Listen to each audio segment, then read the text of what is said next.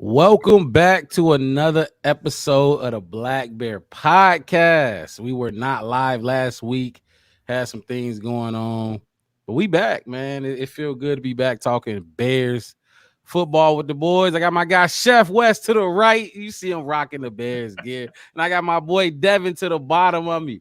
Look, the Chicago Bears got the number one overall pick, and it is assumed, almost guaranteed, they're gonna use that on Caleb Williams.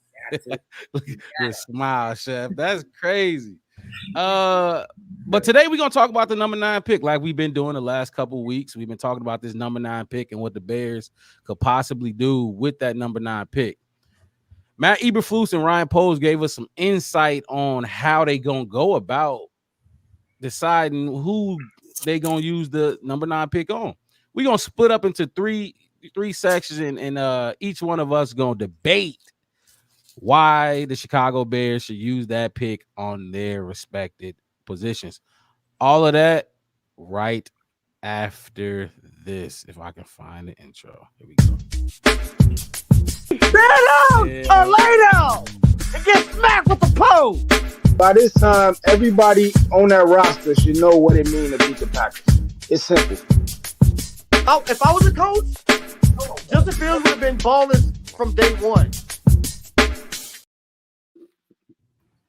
And by the time the season starts, trust me, I'm gonna edit that whole intro. It's gonna look different by the time the Chicago Bears play that first game. I'm gonna get some of the updated sound bites in there and switch.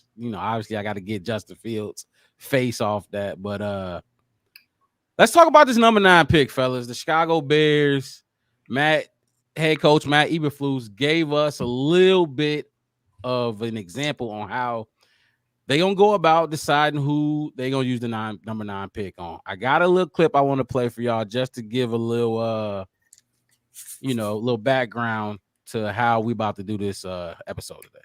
Here you go, Matt Eberflus.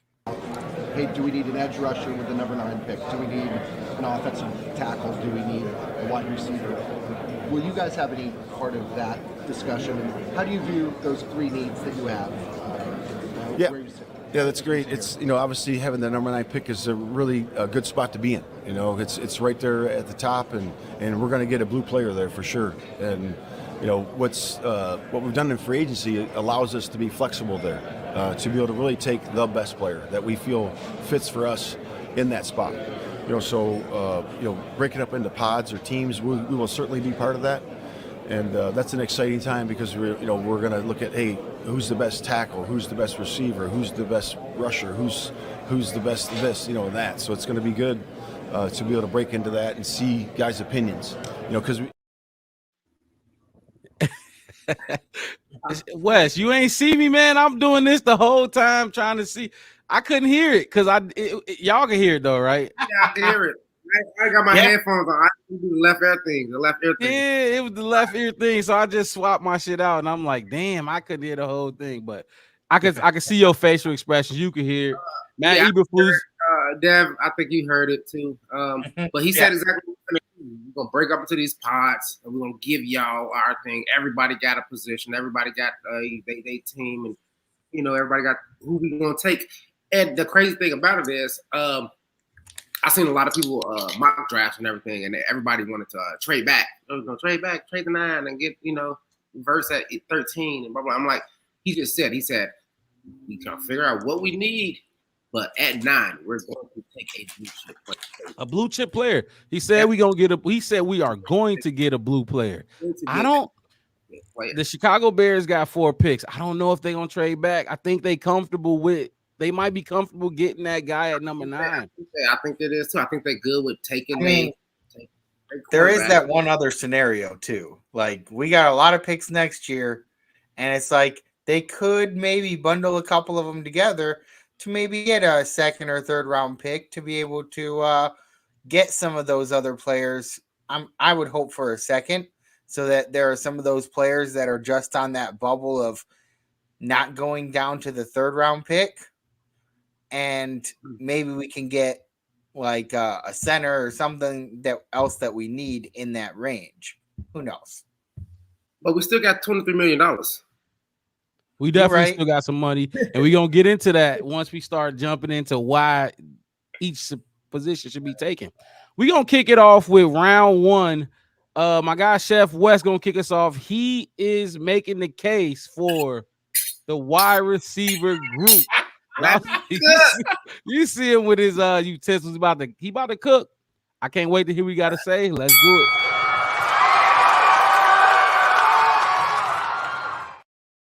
Okay, so I had the privilege, the honor to get the easy talk about other than quarterback. It's the hey, why we gonna take a receiver? And then on top of that, I'm gonna tell y'all who we gonna take and why we gonna take. All right. We're taking a wide receiver, fellas. We got our generational talent quarterback, right? Greg, I'm telling you, and I'm going to tell you why. Let me read the recipe. Greg, we each are going. I got the offensive line. Wes got the wide receivers, and Devin going to go ahead and take D lineman. Right now, Wes going to make his case for the wide receiver group. Like everybody knows, at the number one pick, the Bears are going to take a quarterback, the generational talent, the fingernail paint, pink foam guy. You know, the diva of the awesome, the black Aaron Rodgers that Caleb Williams is, right? He is the next greatest thing for the next decade. Mark Robb will have you think that, right? So what's the best thing to do but give him the best possible friend he can have? And that's a wide receiver, a blue chip. You heard Eberflus, a blue chip player. If you're going to go get a generational quarterback, go get him a blue chip receiver, like a great receiver who's going to be on the same timeline as him, who's going to be, you know, a rookie with him. They're going to go through the ups and downs. No matter what happens in the season or what's going to go on, they're going to be step for step when it comes to evolving in this NFL. And that's him right there. That's my guy right there. That's who we're going to take. When in Rome, do what the Romans do. All hail Caesar. I think that's what we should call him, Caesar. Because he's going to come in, and I'm telling you, he's going to take a lot of catches from DJ Moore and Keenan Allen, but he's going to be great for us in the future because we're not going to have Keenan Allen constantly. I don't know if you got it, Rob, to put it up, but let me tell you about Mr. Rome Odunze's route running. So I have it right here. Talk to us. So in the flat, his win percentage in 2023 in the flat on catches. So throwing the ball to him, he's going to catch it. 88.9% success rate. In comeback routes, Mr. Rome, 85.7% success rate. In routes, 81% success rate. Corner routes, which is the lowest, I think, right here on this list, 65% corner routes. He can work on that. That's fine. Before you keep going, the lowest number you just gave us was the corner route. Corner route is about what the route 10, 15 yards up, 20 yards, and hit the pylon, hit the baseline, sideline, whatever you want to call it, right? Like I said, I thought that was the lowest one we got is they said a 9, but it's a fly route, just the straight run straight up the field. 60% rate. Okay, but you know that's like, you know, we talking T.O. Randy Moss arena. I don't think Rome is that kind of player, but that's fine. Post routes though, 83%. Dig routes, 85%. Curl routes, 80%. Slant route, 90%. Screen routes. Y'all remember that bubble screen? Y'all remember that bubble screen that we kept doing? Do you want to hear what Rome Odunze's success rate is on a screen route, which means he catches the ball and he gets positive yards? Do you know what his success rate is? I sure want to hear. Yes. 100%. He had in 2023, he has not caught a screen pass and not got positive yards. That bubble screen we did all season last year, that we died, that killed us, that burnt the goose, that cooked the turkey, that, you know, he's successful at that. He's good at that. And the reason I bring that up is He is so good and so diverse at so many things that we need. And we're going to need that in 3 years, though. Because we're not going to have. 3 years. I'm saying we're not going to. Do you think we're going to have Keenan Allen in 3 or 4 years? 3 or 4 seasons? I'm just asking why you said 3 years. That's all. I'm just I'm saying the future. I'm trying to keep Caleb happy. So my whole thing is I don't see us having Keenan Allen in 3 or 4 years. Who knows how long we're gonna have? I agree. You know, we might have DJ for a while. Could be. But I think DJ's made a comment that he would like to retire for the Bears. I don't know how like accurate he feels about that, but like I feel like him coming here and just seeing the like love that he got right away, I feel like he probably is like, yeah. No, I'm with it. My whole thing is to secure your generational talent. The best thing to do for him is to get one of these great wide receivers. We don't come around like Neighbors. We have a bunch of wide receiver talent in this draft. Who's coming out next year? There's no even when it comes to wide receiver. Who we're talking about? Like, oh man, I wish he came out right now. At wide receiver, who we talking about for next year? That you said it in a our pre-conversation. Devin, like, oh, we had 11 picks next year. We're not taking a wide receiver next year. We're taking one this year, and that's facts. So, I'm ready to serve. Is that wrapping up your argument for taking the Chicago Bears? I was gonna say we could take Neighbors, or what if Harris Jr. drop, or Brian Thomas, but we had the wide receiver conversation already. In previous podcasts, you ain't seen it. So you can always go to and look at those videos. And we talked about all the wide receivers. I'm telling you what I heard from that clip, what Eberflus said, and I'm telling you what they're going to do. I'm saying wide receiver. And there go Neighbors right there. I'm not knocking. Like I said, we can get Neighbors. Cool. That's fine. But I think it's gonna be Rome Odunze. And he's probably going to wear number 3. Number 3. That's interesting. Why number 3? Because everybody taking single digits right now. For some reason. I don't know what's going on. That's a fact. That's a fact. I don't know if they're getting ready to take pictures or what. I don't know if it's a boy band or what's going on, but everybody want these single low digits jersey numbers right now. So I'm just saying, like, I saw a bunch of numbers in my head, and like I said, we'll talk about why he can't wear the jersey number that he want to wear later on in the show. But yeah. Look. See, Greg said. Greg. He said good points for your argument after he told you no chance in hell we taking number 9. Take a receiver with number 9. He also says Neighbors going to be a better wide receiver than Harrison Jr. Book it. That's a hot take. That's a strong take. It's a possibility though. But it could be based on whatever team they go to. I mean, if you go into a good situation with a good quarterback, your likelihood of having good seasons and stuff like that.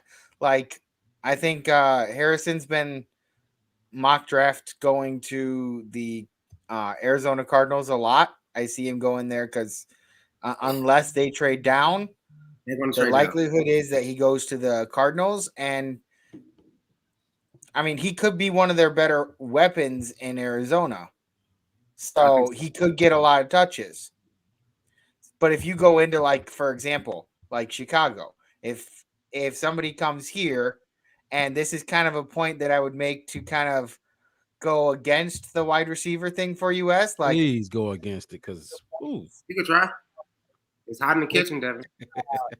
A player into that type of situation, then you're going to want to get them catches. You're going to want to get DJ catches. You're going to want to get Keenan catches. And I don't think any of them are like a diva like Stephon Diggs, but you don't want anybody pulling nothing like I deserve to be getting the ball all the time type of deal here, because the fans will not accept that type of thing.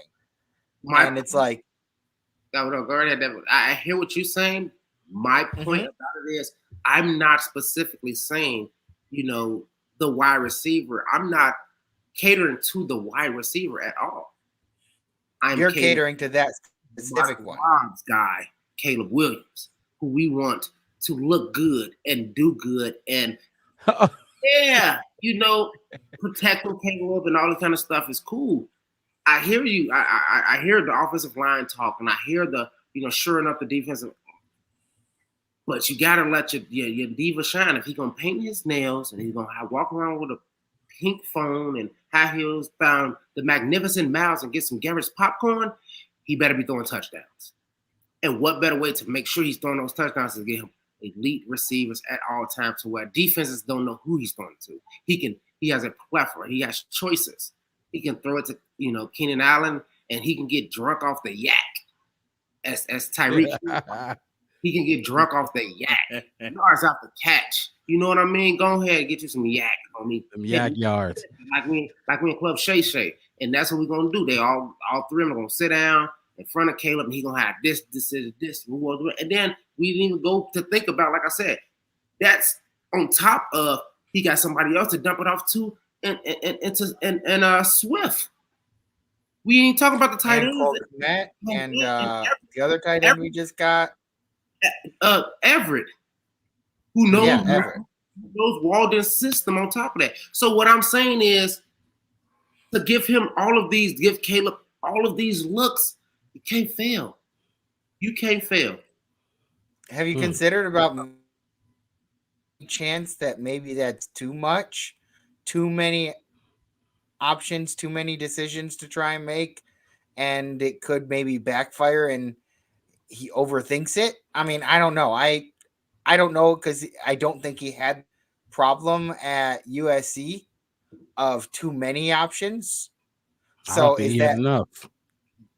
Huh? Yeah.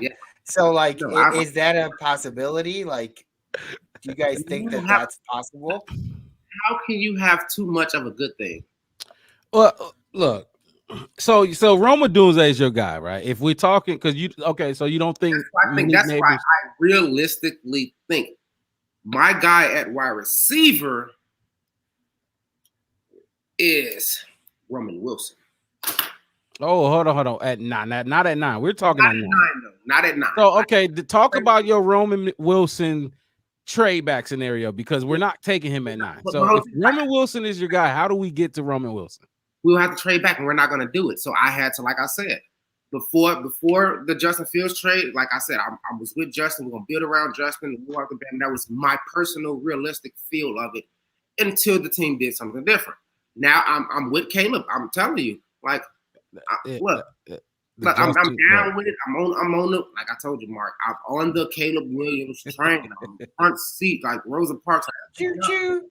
Nowhere. On the bus with you guys. I got it. We good. You know what I mean? I'm there. But my whole thing is, how can we make him better? And a lot of people you said protect Caleb at all costs and all kind of stuff. And I think it was hashtag protect Caleb at all costs. It was on ESPN, but he was just talking about how everybody talked about how bad USC's offensive line was. Mm-hmm. But we gotta give them a little bit of slack when the quarterback moves and shifts. It's not traditional for an offensive lineman to be, swinging back and forth on the field because your quarterback on the scramble. We saw Jesus Christ. And I'm not. And my whole thing is, Caleb is capable of doing that. So I'm like, all right, cool. We shored up the offensive line already. Cool. Our defense was top 10, number 1, I think, the last 8 weeks of the NFL season last week. But why not continue to focus on offense? Let's stop being the old Bears that we've been and talk about defense and this and that and try to be trade up, Wes, and all this kind of shit. Let's just do what makes sense. Go get your generational quarterback, a generational wide receiver. That's what I'm saying. If you're tuning in right now to the Black Bear Podcast, hit that like button, subscribe to the channel, the Black Bear Podcast. One word, no spaces. You can find us on Facebook, you can find us on Twitter and YouTube. My guy, Chef Wes, is finishing up his argument for why the Chicago Bears should take a wide receiver at number 9. So, Wes, I just got a question because you say Roman Wilson is your guy, right? I realistically think that that's where we're going to go. If I had that, Where do you see Roman Wilson going? If we do trade back, where are we trading back to? Or just what round do you think he's going at? oh, I think he's top 15. Top 15? Yeah. Top 15 He's going to be drafted first round. Yeah. Oh my gosh. No, not Roman. I was thinking not Roman. Yeah, Roman. Oh, if we trade back, honestly, like I said, it'll be a steal. I think we get him late second, early third, early third. I can even see, like I said, I think I sent you guys the mock draft, my favorite mock draft I seen with a trade back scenario, and we ended up with Xavier Worthy in the 4th round. Like I can see it. But like I said, like it's like Puka Nacua, man. Come on. Like it's it's really, really good talent in here. But like I said, the Bears, they want to take somebody at 9. They want to stay at 9. Cool, whatever. And I think if they're going to definitely seems how it sounds like. If they're going to stay at 9, they better take a receiver. If they stay at 9, they better take a receiver. Does that complete your argument for taking a receiver right now? Yeah. Okay. I'm just looking at the mock draft you sent us. Yeah. And I think we get Verse. We get we get Verse at 13. We get Verse at 13. We get Troy Franklin and I think another thing we should do our own mock draft. We should just do our own mock draft live. And I was thinking about pitching that as a suggestion for next week. Mm-hmm. Maybe we just have like each kind of do our own mock drafts this week, and we could go over those with each other next week. I think that'd be a fun event. I mean, yeah, you could do that, or we could just go do it live on air. Pick your players live on air. You know, you got 30 seconds. Make your pick. Get on the phone. Hey, like I said, Chef West. I can picture it. Hey, Roman Wilson. So Roman Wilson is your trade back guy, and then Pose, how you doing? 9, your guy is Dudes. Pose. You ready? You ready to come over? Yeah. Just give me the phone call, let you know. You ready to go? Oh, I'm about to destroy you, Wes. I'm about to destroy you, man. All right. Not the Roman Wilson take. Like I said, this is focused on number 9. This is Roma Dunze. It's Eberflus. Hey, how you doing, buddy? Yeah. If you're tuning in, like I said, we just went over.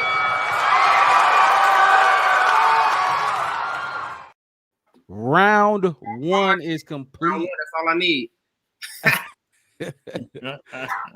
Devin, I'm gonna have you go next. Okay. I really want to go next, but the graphics ain't set up that way. West, ooh, man. That's why your player going in the 4th round, because you can't even get the who going to the 4th round? They taking your position. Oh man, we gonna move on to round 2. We just completed round 1 of the great debate. What should the Chicago Bears do with the number 9 pick and help Caleb Williams? We gonna move on and pass it off to Devin, and he has the D line as a whole, whether that's the tackles, edge rushers. Moving on to round 2.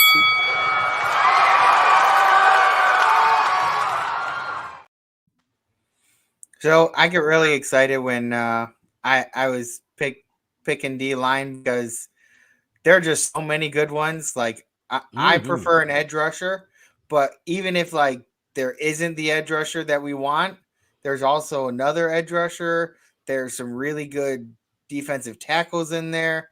And my biggest thing was like we saw last year the difference that it made bringing in Montez Sweat.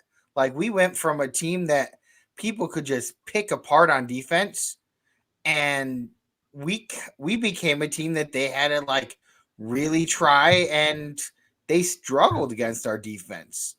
And I know it's not pretty. It's not as pretty as offense, and I'm the first type of person to say that offense is more fun to watch. But like when you get a defense that plays the way that they did last year towards the second half of the season, it was a lot more fun to watch. You didn't just automatically assume that the other team was going to get a touchdown. And the biggest thing that I was noticing was Caleb's biggest criticism was he didn't win as many games. That I hear that thrown out a lot. He got beat by better teams or whatever. And it's like, the thing that people keep bringing up is that he didn't have a defense. His defense was not good enough to stop the other teams. And it's like, okay, well, you don't want to put him into a situation where he's just like he was back in college, where he feels the need to do everything. Like, you don't want to put that pressure on him. He has a couple of wide receivers. He has a defense that can do decent, but if you make it so that he doesn't need to score a touchdown every single play, then he's gonna be a lot more calm, and he playing from behind is never really a beneficial thing to be doing.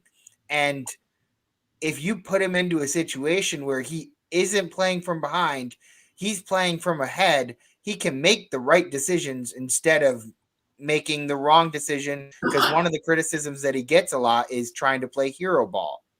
And if you're playing from behind, that puts you in that position to play hero ball way more. Whereas if your defense is stopping them, getting sacks, getting you good field position, you don't got to worry too much about pushing yourself, pushing the ball into a tighter pocket. You're like, okay, just get the yards that I need. Don't try to go for that big play, because you don't want to risk that interception and when it's not needed. And if your defense is legitimately getting at that other quarterback, you don't need to worry about it as much. You see your defense out there going out there getting some sacks. Honestly, I think that there's the three edge rushers that we talked about before, that any one of those guys would be not that I hated Ngakwe that we had last year. Like Yannick, yeah. He wasn't great, but like when Montez came in, it really did allow him to get to the quarterback a bit more. And imagine a guy that's coming out as a rookie and well above that. I mean, having that on the opposite side of Montez Sweat, either one of two things. Either they're going to double Montez and leave the rookie to just kind of like blow right past the O-line, or they're going to try and like handle both of them, and Montez Sweat will make you pay for that. Oh, for sure. And then the rookie who comes in will be able to like learn and grow throughout the season. I would imagine that by the end of the season, he would be looking exactly like Montez Sweat. Like, imagine going in and having a guy like Sweat there to just kind of like show you how to play your position even better. I feel like there's a lot that we could do with that. And like, as much as I understand that having a wide receiver would be great, I also get a feeling that we have two good wide receivers for this year, and we don't have two good edge rushers for this year. So I have a feeling that picking an edge rusher is more of a pressing need than like most teams that have three wide receivers. They run into that issue of not being able to get the ball around to everybody. Like you tend to like have, like, even when we had Alshon and Brandon Marshall, like it seemed like a really good duo out there. They just never performed to the level that we were really hoping for and like expecting from them, because they both had their really great seasons, and we were kind of hoping for them to get like similar stats while playing together. And I just never really thought that I saw that out of them. So I know you probably got more, but I just got some questions. I got to poke some holes in it. Yeah. So who is your guy at 9 at D line? Honestly, it as much as I liked Latu before, Mm-hmm. he's third on my list now. Give us your top Just three. like yeah, he went from I like this guy a lot, and the more I thought about his injury concerns, the more I got worried. Like you don't want to spend a number 9 pick on a guy that may or may not be around for a long time. You want to get a guy that you can work with, and over the course of like 5 years, he becomes the next like coming of like Montez Sweat or somebody. And you want somebody that is really going to be around for a while.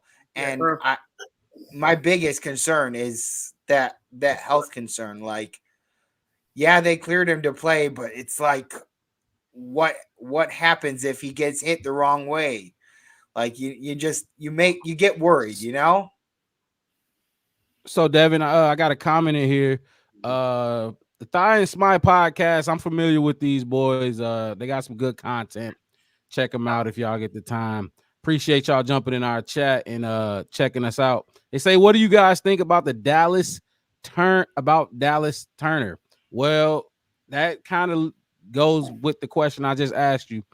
Give us your top three. I mean, the top three linemen you got in order.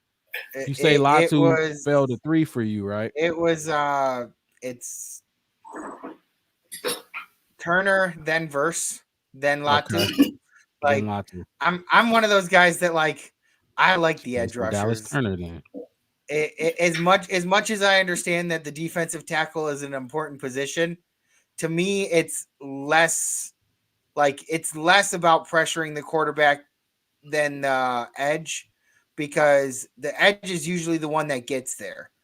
The is are like it if there are some tackles that they get some good sacks too, but like when it comes to sacks for like a defensive tackle, the number for a good year is lower than what you would see on like an edge rusher. An edge rusher, if they need a higher number to have been considered having a good year, you know? So you going Just because that tends to be more part of their repertoire. Let me jump in here real quick, Davin. If you Okay. just tuning in, we got an uptick in the views. If you just tuning in right now, we are going over the Chicago Bears scenario that Matt Eberflus and Ryan Poles laid out for us. They said they're gonna split into 3 pods basically and go over each team needs to present the best case on why their position group should be chosen. My guy to the right of me, Chef West, chose he had the wide receivers. If you just tuning in, you missed that. He went over why the Chicago Bears should choose a wide receiver at 9. Up right now is my guy Devin at the bottom of the screen. And he going over why the Chicago Bears should choose a defensive lineman at number 9. And then next will be me making the case for offensive lineman at number 9. Go ahead, Devin. I don't mean to cut you off. I just had to, No problem. update the people on what's going on. Thigh and Smock jumped in again. They said, did you guys watch Turner against Michigan? Michigan is as close to NFL O-line as it gets, and Turner became a ghost. Look, I look for what I got to say to that, and y'all know Dallas Turner was my guy. Dallas Turner has the traits. He has the physical traits. It's more about his physical traits than anything. He just jumps off the page when it comes to those physical traits, and we all know those physical traits can fizzle out. Like Javon Dexter, that's a perfect example. Defensive tackle we took last year in the second round, I believe, and I mean he got the physical traits, but he's struggling a little bit. He got better as the season got going, and honestly, I do think the Chicago Bears gonna get that young man a chance this year instead of going for a guy like Johnny Newton or Byron Murphy. So, as to your question, Thigh and Smite, I see what you mean when you say Turner became a ghost. He is his draft projection is solely on his physical traits. Y'all got anything y'all want to add to that? I just want to say I have real quick. you can have a bad game. That's all I got to say. You can have a bad game. We can talk about Caleb against Notre Dame. We can talk about that time they did something. You know, that one time it wasn't good. But overall, that's exactly what I was gonna say too. Like with Caleb, everybody brings up his Notre Dame game that he had last year, not the one the year before where he lit him up or something like that, but the one last year where he struggled. And it's like we, as Bears fans, we have had a lot of struggle games last year, the year before. Yes, sir. Not as much last year, but there were some last year. There was Game against Kansas City comes to mind. And there were we had bad games last year too. So if you're going to only pick a player that didn't have any bad games, you're not going to pick anybody. Like everybody has a bad game once in a while. Like so you gotta look past like the individual games sometimes, and I think you gotta go with the overall picture and take a look at it and kind of like drown out the noise a little bit, I think. Yeah, I like that you said that, Devin. You want to look at the overall picture. Our defense is not the problem. So let's stop. Like I said, let's stop being traditional Bears fans, and that's why we're not going to take a defensive lineman. Who was the number one defense the last 8 weeks of the NFL season? Who had more? What was it? Was it the Chicago Bears? At least in takeaways.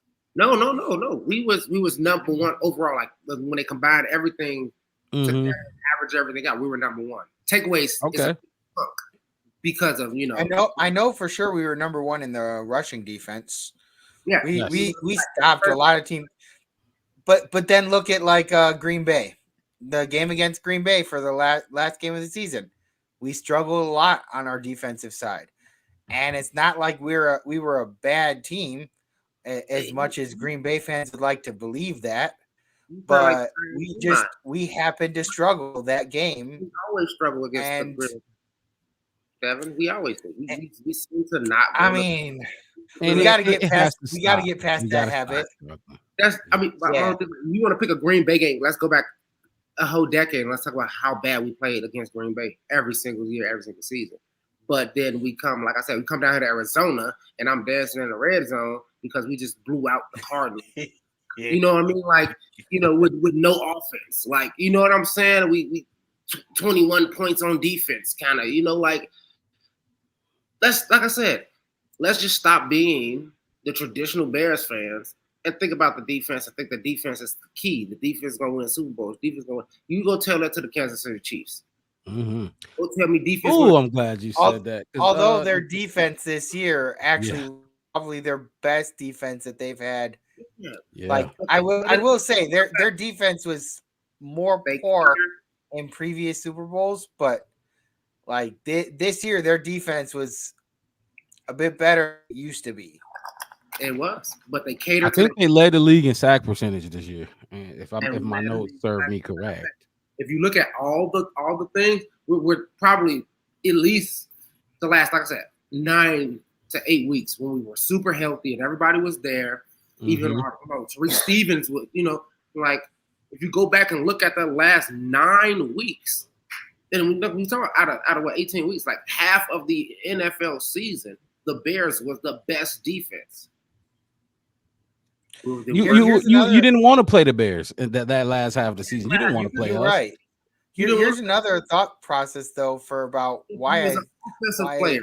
If you was a defensive player, you definitely want to play the Bears. You definitely want to.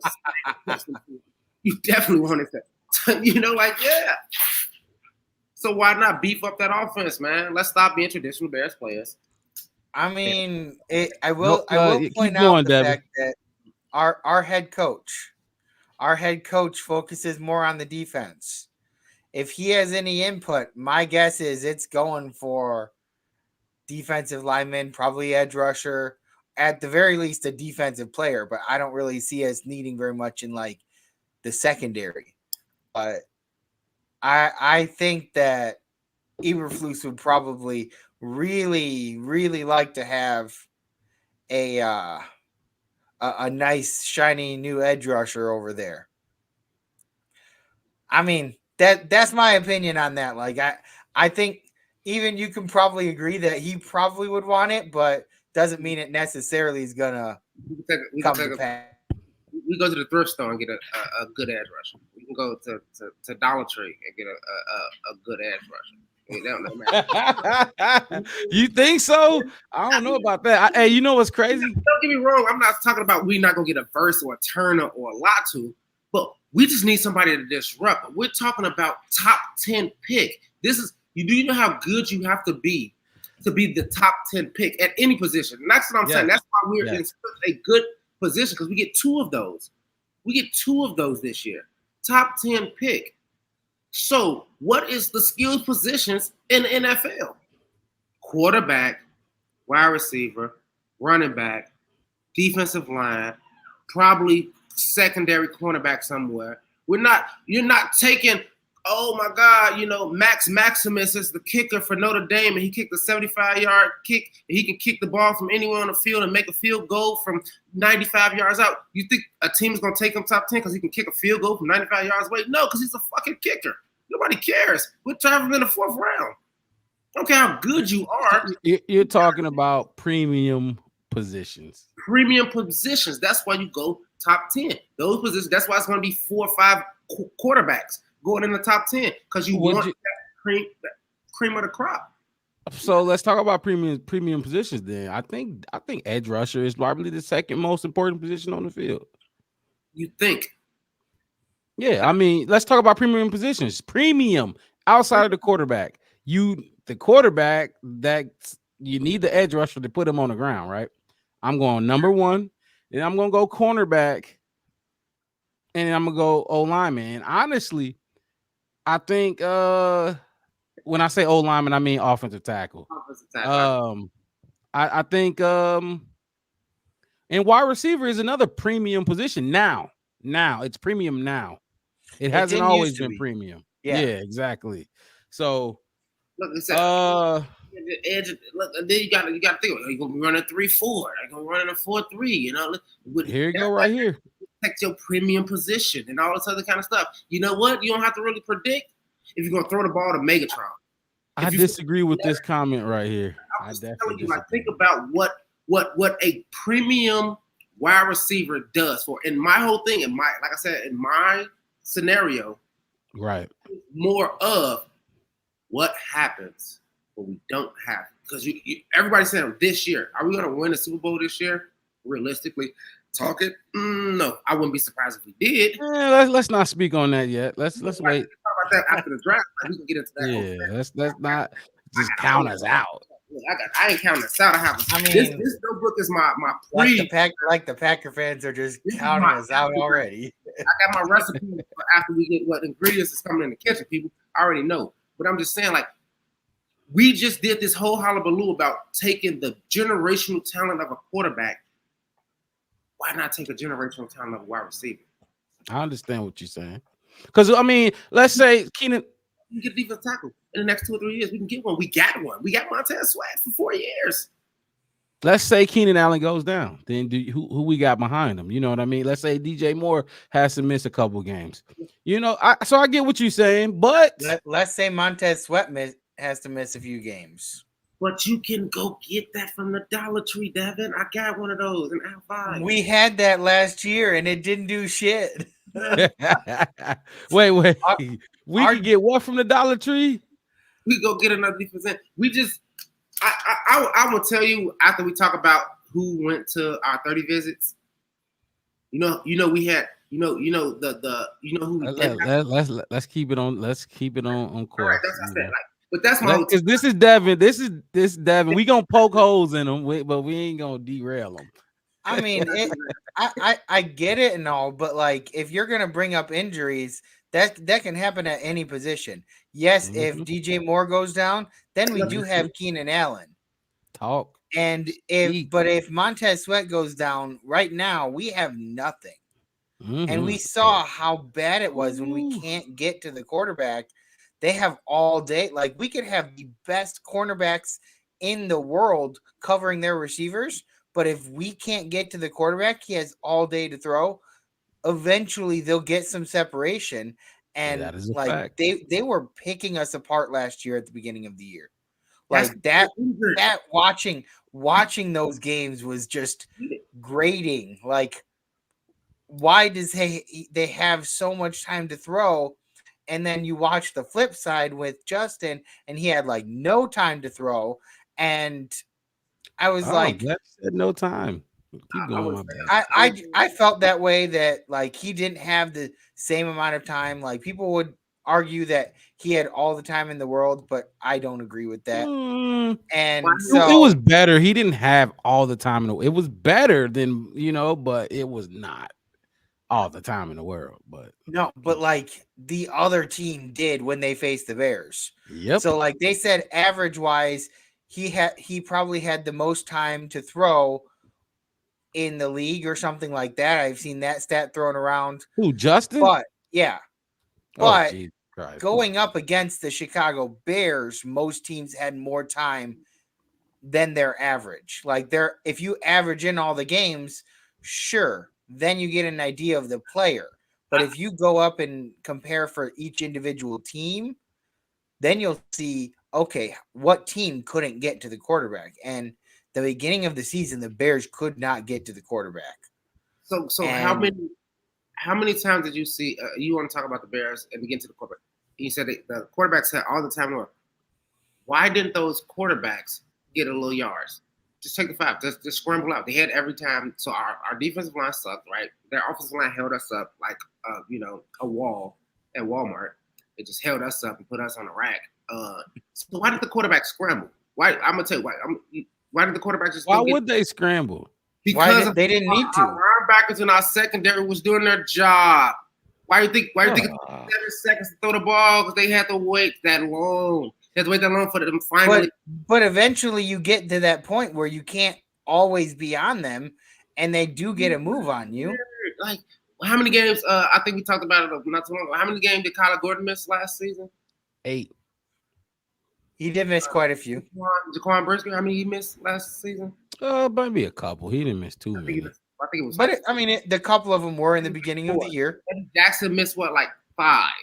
I think the only person we had out there solidly every single down was Tyreek Stevenson, maybe.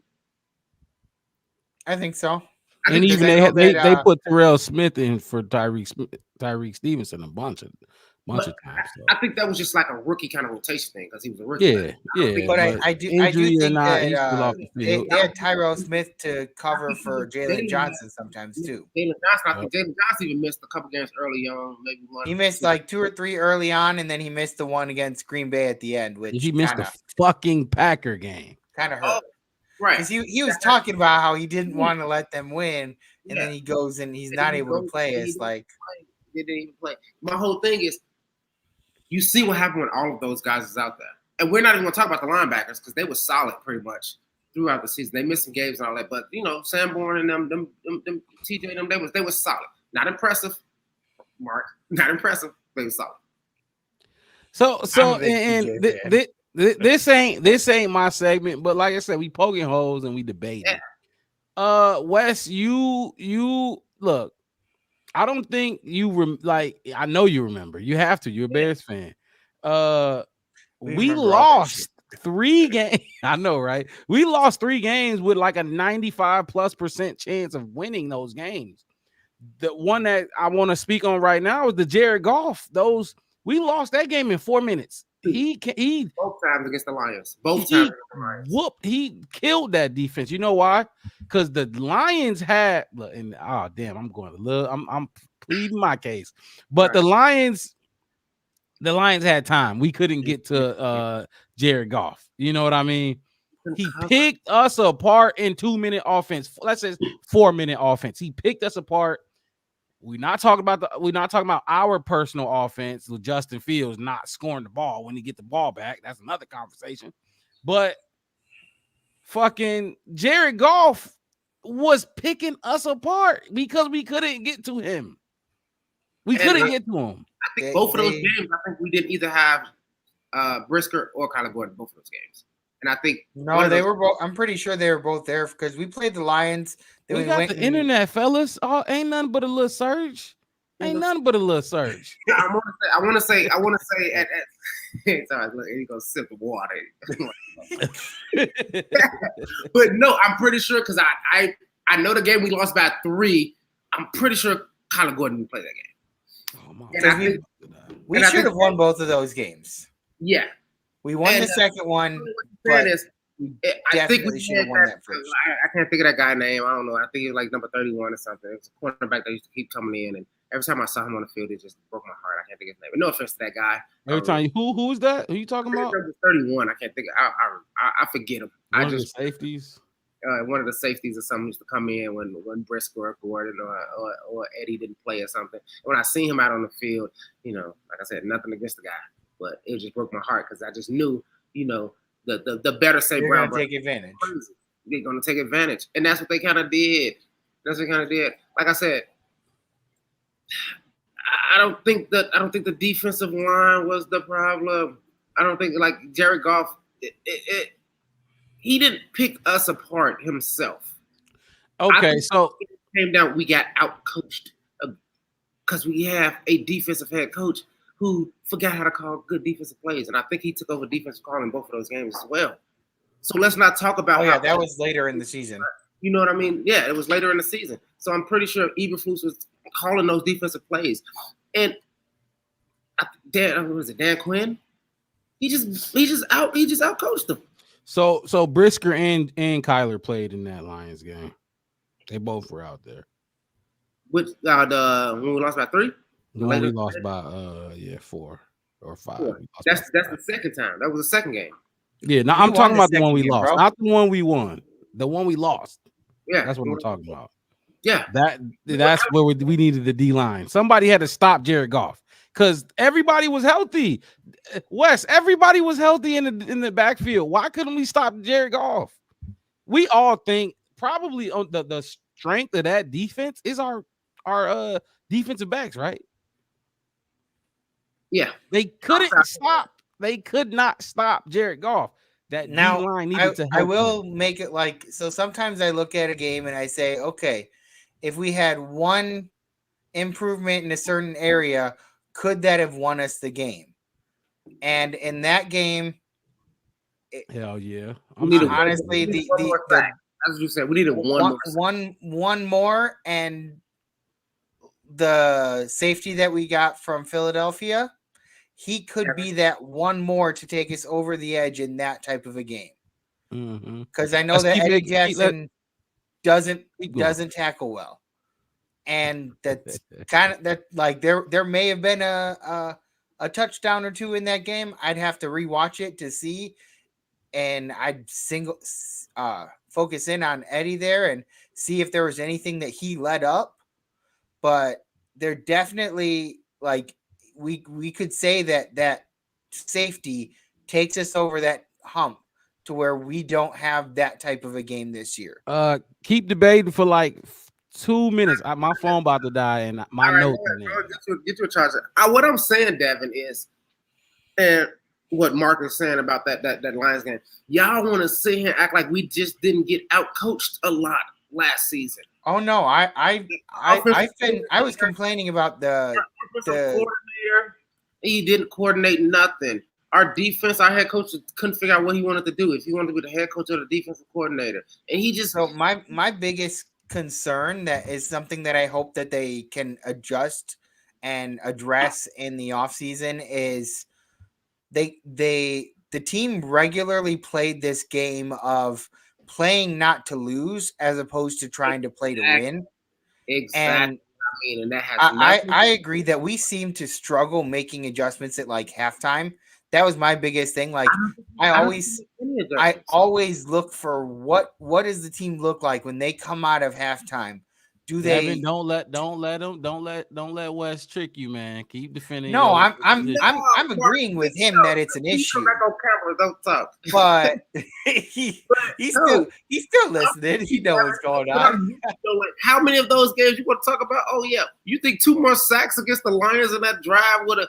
Come on, we got out coached. We thought we had it. There We were. thought we I had mean, it. it's see, like the sacks are great, but the sacks aren't the most important part of an edge rusher. It's the added pressure, getting them to make mistakes, and like you saw how many interceptions we got later on in the year. It was because of that pressure. Like that pressure gave us those short fields to work with, and I mean, don't get me wrong. Like, I understand where you're coming from with taking that wide receiver. Like, it makes sense for the future of the franchise going forward 2-3 years. My biggest concern is we're kind of on a ticking clock with some of these people that are in here now that we actually could make a push.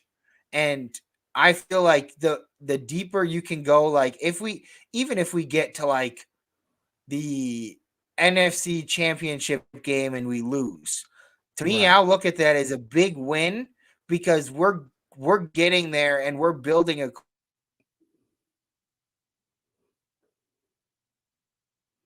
the players aren't there anymore and we end up drafting a new one or a couple of them that are young players. What we did last year, this is how we win. Can you hear Wes? I can't hear him now. No, my bad. I tapped it because I smacked my left through my hand. I muted myself. Oh, look, I got questions for both of y'all because I don't feel like it was, especially you, Wes, since you went first and we moved on without you answering this question. So if we take your wide receiver and we don't get to you, Devin, I know this your time to shine.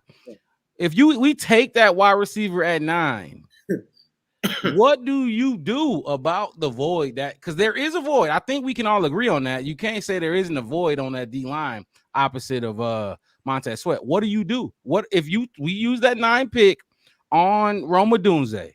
What do you do to address Devin's issue with the D line? I mean, we already, like I said, we already signed a couple more defensive ends. I mean, they're not, just some guys, right? Okay. What you need, what a defensive line really needs is energy. Like we were just talking about Dallas Turner, about like he physically has all the things who are the band, right? It's a lot of defensive linemen that physically have it, right? But a lot of the times you see it, they get gassed. A lot of the times our defensive line can get that. It was the end of the fourth quarter. They're gassed. I can't gas. Okay. I mean, didn't we have an issue with them sitting players? And then Ryan Poles had to go and tell him, like, hey, you can't, we paid this much for these guys. You can't be just sitting them to keep them rested. They play 1 game a week. Yeah. Go out there, give it your all, and then rest. So Wes, I feel like I still ain't get an answer from you because I need to know when you take your wide receiver at 9, what are you gonna do to help Montez Sweat, and what are you gonna do with that for that offensive line? You could say keep Braxton Jones there. You could say keep what you know. Braxton Jones there. You can go get another defensive end, a defensive tackle. We're not looking for our next defensive line superstar for the next 3 or 4 years. We have him. His name is Montez Sweat. Okay. We just look for some people that when they double, when they triple like they did, Aaron Donald, all that kind of stuff, because they're gonna focus on Montez Sweat. We just need somebody that's hungry. We just need somebody that's big, that got the size, that got the arm length to just look at that, a cookie, and go get a sack. That's it. Okay, I just wanted to get your because I forgot to ask you that. And now Devin. My theory about the whole thing is like, let's stop being traditional Bears fans and keep talking about defense. Yeah, I definitely agree with that. But you if you take a wide receiver, you damn sure better do something about that D line. Yeah. But Devin, so like I said, this is your time. This is your, So if you do take, let's say your guy is who you say your guy with Dallas Turner or Jared, whoever your guy is, who's your guy? I think I had Dallas Turner, but it was like Dallas Turner, Jared Verse. They're both kind of like that. Yeah. So if you do take one of those guys, we gonna just say Dallas Turner for shits and giggles. If you do take him, what are you going to do about that wide receiver spot? Because Wes made a good point. If Allen goes down or DJ, what happened with Darnell Mooney? Right, Darnell Mooney had a great season. The next season he got injured, went down. No, nobody to throw to but Cole Kmet. Right. So that next man up will be your Tyler Scott that we trying to kind of avoid having to use him a lot. If you go down, so what will you do about that wide receiver position? Personally, if you take your guy at 9. There are other wide receivers that you could possibly get. I'm not saying they're going to be close to a future Hall of Famer or whatever, like Rowan Wadunze is going to be. Right. I'm talking about like going and getting maybe like the one that I like is the possibility of getting Rice. Only because of the whole they would come in together already knowing each, and it would definitely help with the feeling more comfortable. But right. I mean, honestly, you could, in my opinion, wide receiver 3 position isn't as important unless something happens. Okay. And that's really with any position. You could lose we had so many issues last year with the offensive line. We probably put out the most number of offensive lines. You could say the same thing. What is your solution if Caleb Williams gets hurt? We have Tyson Bagent. But like it's not like we're trying. I'm not trying to like get a player that is there in like you don't use the number 9 pick on a player that's there in case somebody gets hurt. To me, that's kind of a waste of your number 9 pick. And I understand that like it's a future going forward situation, and I get that's why Wes is shaking his head. But like, in my opinion, the wide receiver 3 position just isn't nearly as important as the defense. Like wide receiver 1, I would agree is probably more important than your defensive edge. Shit, Devin, talk your but shit. But like when it comes to the wide receiver 3, I've seen teams that try to go and like get 3 good wide receivers, and it's hard to really mesh everybody well because everybody's used to being that better player or bigger target. Like I'm honestly surprised that Houston did that with they've got like a third. They brought now like they got 3 wide receivers now that all will be expecting something. So I mean, yes, it's becoming more of a passing league. So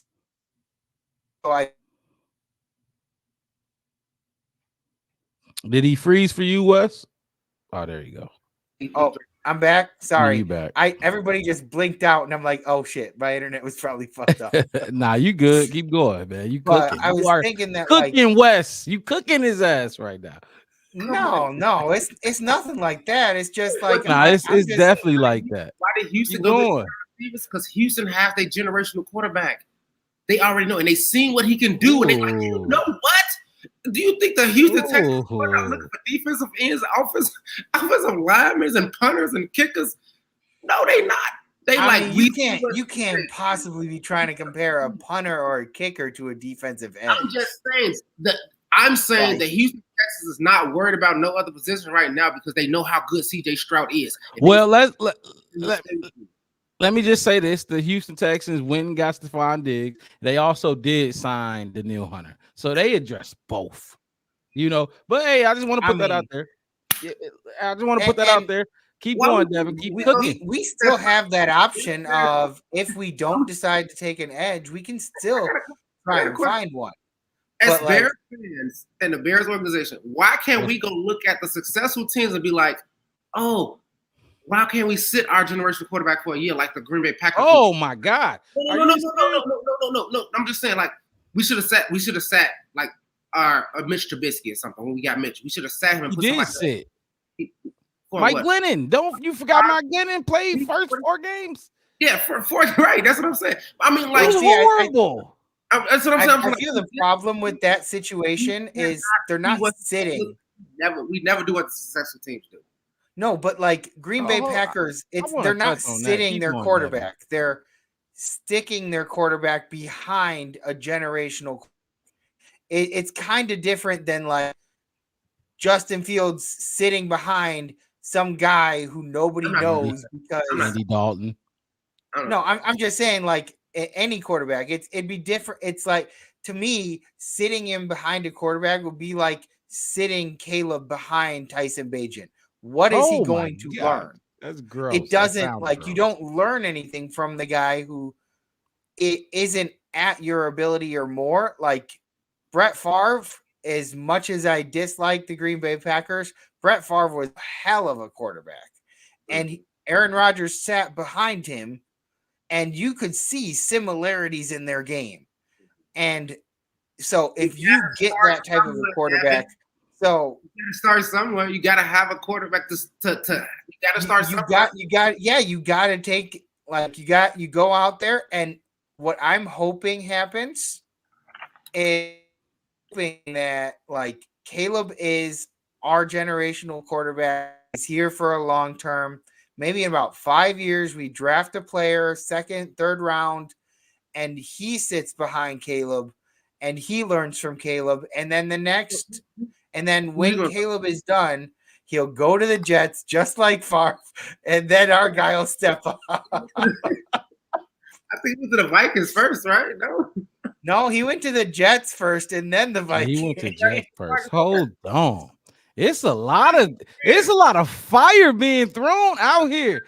I'm just saying that like that's what I'm hoping happens. Like, yeah, you got to start somewhere. But what they started with was that Hall of Famer quarterback. You can't start with the sitting part as easily because you want them to be learning from someone. I understand. Look here. Because first of all, hold on. And Wes, I know you got a lot of holes to poke. I know you, but listen. First of all, let's get one thing straight. Caleb Williams ain't sitting behind nobody. No, ain't nobody he can sit behind. Let me finish, Devin. Fucking Aaron. Look, Jordan Love did sit, but first of all, Patrick Mahomes was able to sit because they won 10, 11 games the year before with Alex Smith. Yes, you can sit. Justin Fields, honestly, and honest, I want y'all take on this. Did y'all think Justin Fields, his rookie season, did y'all feel like Justin Fields should have sat behind Andy Dalton? Yes. I feel that he probably had more to learn, but I do understand the pressure that they were under. That's all I needed right there. Because Matt Nagy was under a shit ton of pressure from idiot Bears fans. Because there are a lot of dumbass Bears fans out there. I preached it and preached it and preached it. I seen it. Justin Fields was not ready to start. He wasn't. But guess what? Justin Fields was a number 11 overall pick. He was not the number 1 overall pick. Did Trevor Lawrence sit? There was no fucking way Trevor Lawrence was sitting. There was no way Andrew Luck was going to sit. There was no way Baker Mayfield was going to sit. There was no way. You're not sitting in the number 1 overall pick. He does not sit. He better come I will point play. out that a lot of times the reason you have that number 1 pick is because your team was the worst team in the league the year before. So because of that, if you have an issue at quarterback, you ain't sitting your quarterback behind somebody that sucks. But the Bears, we happen to be in a unique situation. Yes, we drafted Mitchell Trubisky, number 2 overall, and tried to sit him behind another backup because Mike Glennon did not start in Tampa. They try to sit him behind Mike Glennon. Like, get the fuck out of it. No way. You're not sitting if you're drafted as a quarterback in the top 3. You're not sitting. That's all I gotta say. It's not happening. No, like you said, Justin was outside of the top 10. We're talking about the 9th pick. Anybody in any sport that goes top 10, you're ready today. Ain't no You better be, or you should have picked them. Right, exactly. You ain't washing no dishes. You have to be ready to play. My whole thing about this for years, not just that season, for years. Yes, sir. That's why it's called a blue chip player. It's prime and premium. Why not go get? You got the quarterback. Go get the wide receiver. You're not gonna get some of these wide receivers in the next 3 or 4 years. If you just tuning in to the Black Bear Podcast, hit that like button, subscribe to the channel. One word, the Black Bear Podcast, no spaces. We cooking right now. Hey, we are cooking right now. We can find an O lineman or defense lineman in the next 2 or 3 years. They come like Star Wars movies and Harry Potter. They come out. Only one man. Let me finish updating next year. Let me finish updating. Let me just update everybody on what's going on. All right, we are the top. The Chicago. What should the Chicago Bears do with the number 9 pick? My guy Chef West took the wide receiver group. He made his argument. We poked holes in it. We grilled him. We held his feet to the fire and made him stand on it. Now my guy Devin is preaching for the D lineman, and we are poking holes through his argument, and we are holding his feet to the fire. And you better, and everybody got to stand on what they're saying. The arguments that have been proposed by both position groups so far has been great. I mean, but everything got holes in it. It's pros and cons to everything. And right now we are still working Devin. I just read a Thyer semi podcast. Jump in there, Wes. No, I just saw that the Thyer and Smythe podcast talked about elite receiver corps and how how good it is for quarterbacks like Geno Smith or Oh yeah, that comment I put up there earlier.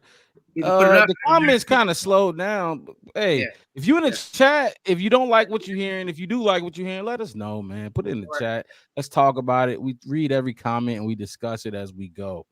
Devin, man, the scrutiny came as soon as you brought your argument up there, and rightfully so, because that's what we're here for. That's what we're here to do.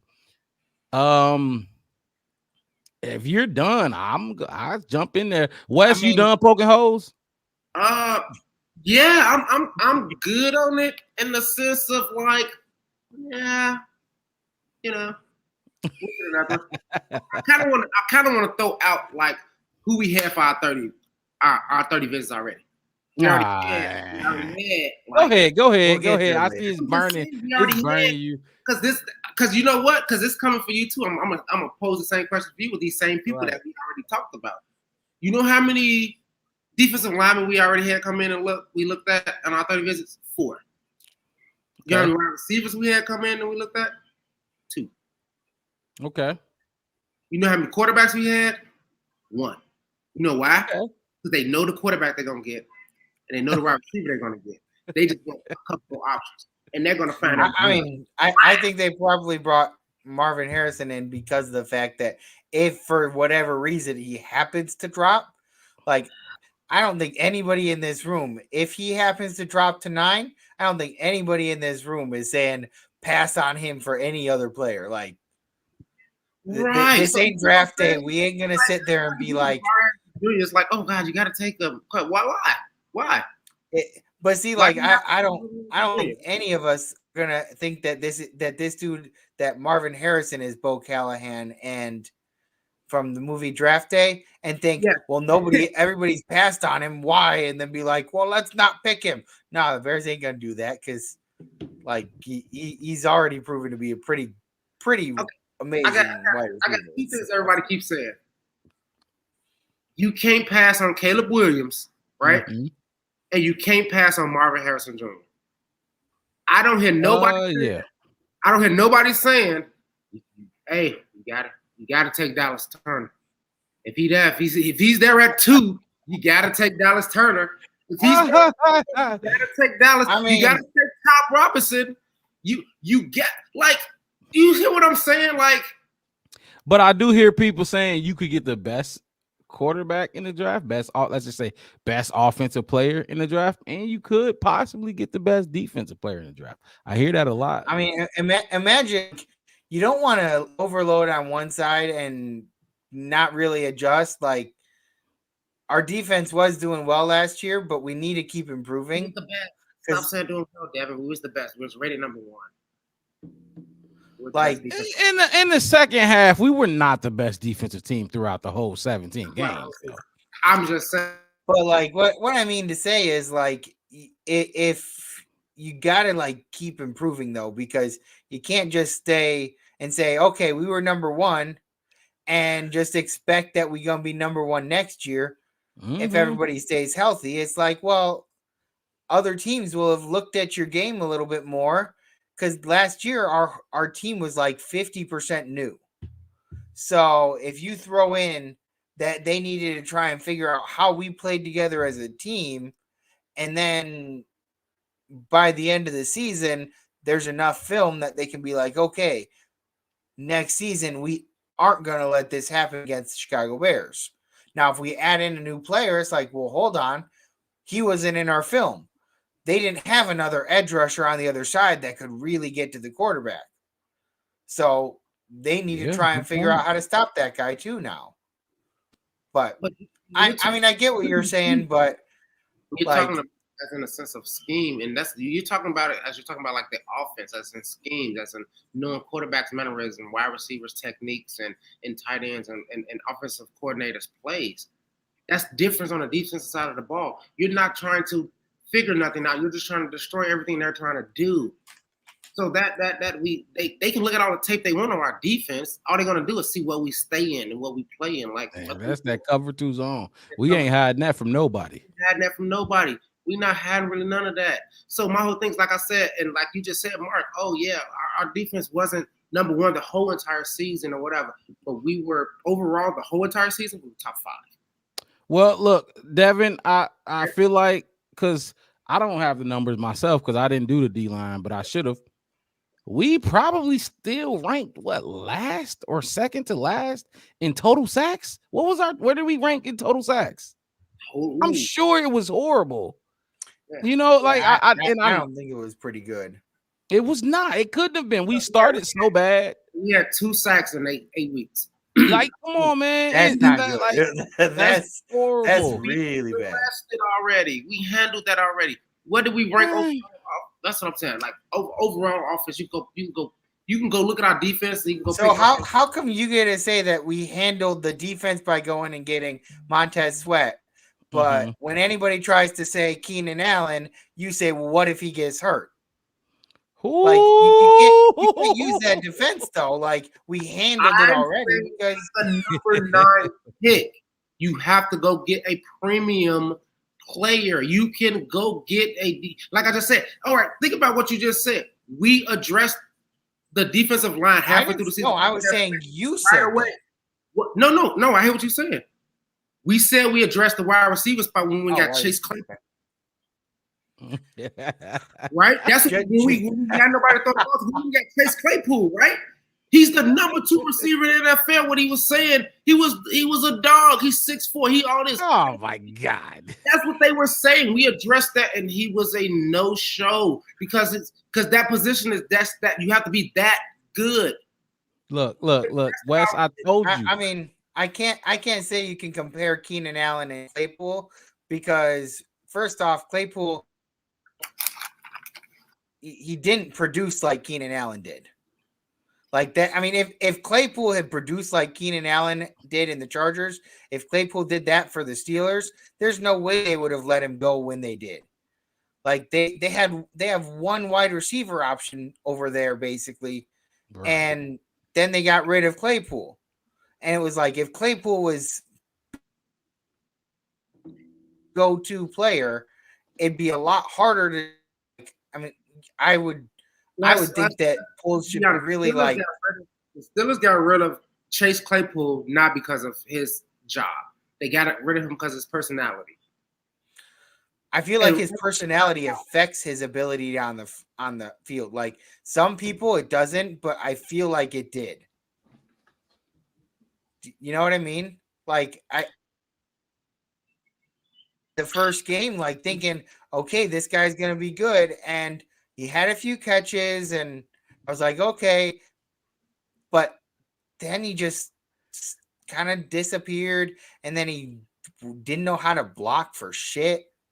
And then the next game, he gets called out on his blocking. So then the next game, he goes and blocks so bad he gets a penalty for it. It's like, dude, you got to find that in between, first of all. So I do got some numbers real quick, just real quick to support the defensive line, because that's what we're talking about. We're talking about defensive linemen. We already discussed the wide receivers. The Bears were 30th in sacks. We were second to last in total sacks on the season. That has to improve. And to Wes's point, that would improve with Sweat there all season. I definitely believe that if he had been there all season, our numbers wouldn't have been so bad.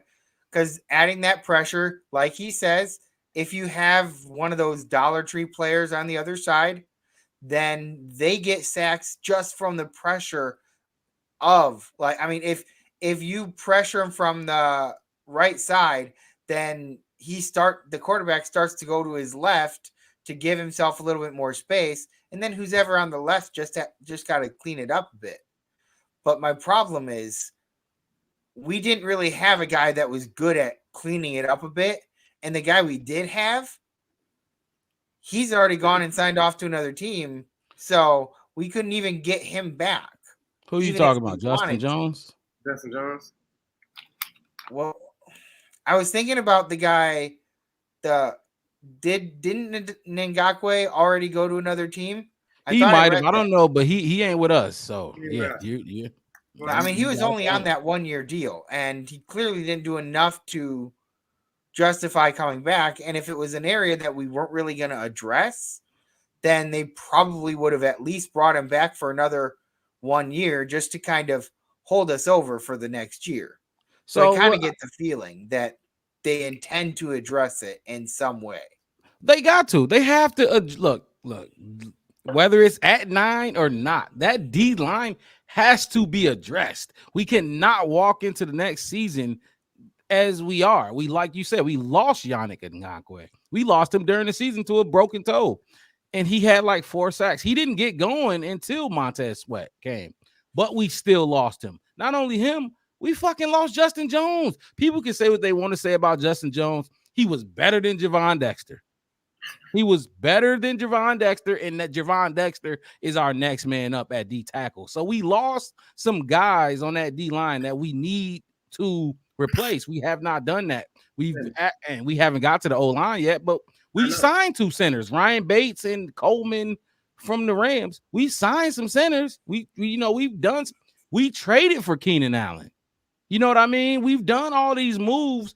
We literally have not done anything to address that D line as of right now. And it's not even the segment, but look, Wes, I told you it was going to be hard for that wide receiver group, man. I told you. It's not even that hard, and we did address it. And my whole thing is, with defense, it's energy, scheme, and disruptions. We're talking about the top 10 pick need is a blue chip skill. Like I said, like talent, right. We can go get, like we had Yannick, and where do we go get him from? On a 1-year deal, we went and got Montez Sweat, and guess what started happening? It started clicking and clacking. Are you going to use your number 9 pick for that, though? Or do you want to go find somebody else later on that could do the same thing? I hear you on that one. You see what I'm saying?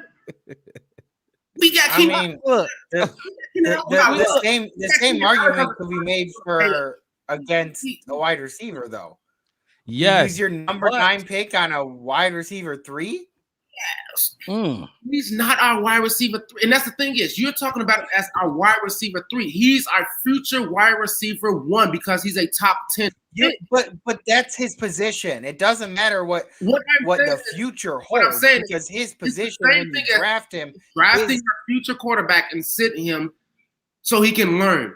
You're drafting your future number 1 wide receiver so he can learn.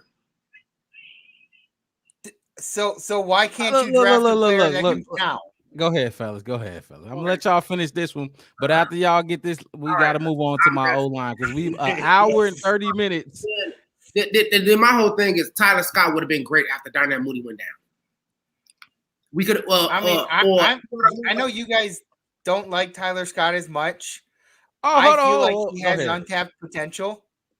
Definitely, he was a rookie. He was a rookie. He got a lot. We can't write him off yet. I have issues with his game. That catch where he slowed down, or that missed catch where he slowed down and lost it off his fingertips. Mm-hmm. That if he hadn't slowed down and just kept on running through. But like for me, he's the type of player that you could kind of coach up with Keenan Allen a little bit. Maybe even if we do pick up another wide receiver, I would hope that like when Keenan Allen has moved on and that guy is slid into wide receiver 2, I would like to see Tyler Scott in our wide receiver. And Tyler Scott has things that he can bring. I just hope that he gets that. You never know what the first season to the second season is going to bring. For sure. There's but look, I'm glad you brought up that Tyler Scott because that Tyler Scott play cost us that game against the Lions. Not just us, but fuck it. I'm gonna just look from here on out. I'm not sugarcoating nothing for no fan. Listen, him dropping that ball was a huge reason because we lost that game. If he catch that ball, we win that game. The one you said, Devin, when he slowed down, we win that game, and that was against the Detroit Lions. We lost. We ended up losing that game, right? And it played a huge role in y'all boy. Yeah. And because a lot of people, hold on. A lot of people say I'm not a Justin Fields fan. So I'm gonna own up to it. I'm gonna own it. It played a huge role in y'all boy not being here. We lost that game because of Tyler Scott dropped that ball. That was a huge part in Justin Fields not being here. So if you're talking about quarterbacks like you saying, Wes, it sounds familiar. You know it sounds familiar? Go ahead. Velus, when we was playing Vikings, Velus Jones Jr., whatever his name was, number 12, he wanted to get more yards. All he had to do is go down to the ground and all this kind of stuff. Because how many drop passes? How many fumbles? I've never seen a receiver fumble the ball so much. Who only had 2 targets a game, 3 targets a game, but he fumbled the ball like every single time he got it. That's what you're going to put. So you're going to have Keenan Allen moves on. So you're going to have Velus Jones Jr., Tyler Scott, and DJ Moore for Caleb Williams' second season. Because who's coming out next year that's better than Michael Nate? Why are we not picking up a wide receiver in the draft next year? If that's a need, why can't we pick free agency? We could get a wide receiver in free agency still. I mean, looking ahead to year 2 of Caleb is kind of tough to do. It's kind of hard to do that so soon. Let's get to year 1. Heck, let's get to the draft before we even look at year 2 of Caleb's career. Like, okay. I mean, I get where you're coming from, but like the same things you say against picking a edge rusher. I'm saying that we definitely need to address the defensive line. What I'm saying is it should not be at the number 9 spot. That is a prime premium spot. So the number 9 is not players. And we need skilled offensive players. Let's stop being traditional Bears fans and acting like the defense is going to do it for us. All right, look. It's my turn. Okay. Because we spent an hour and a half talking about 2 positions that we don't need to draft, and I sat here listening to both of y'all pleading y'all case for these 2 positions that are secondary and let's say tertiary to the primary position that we need to go with. We gonna kick it off with round 3.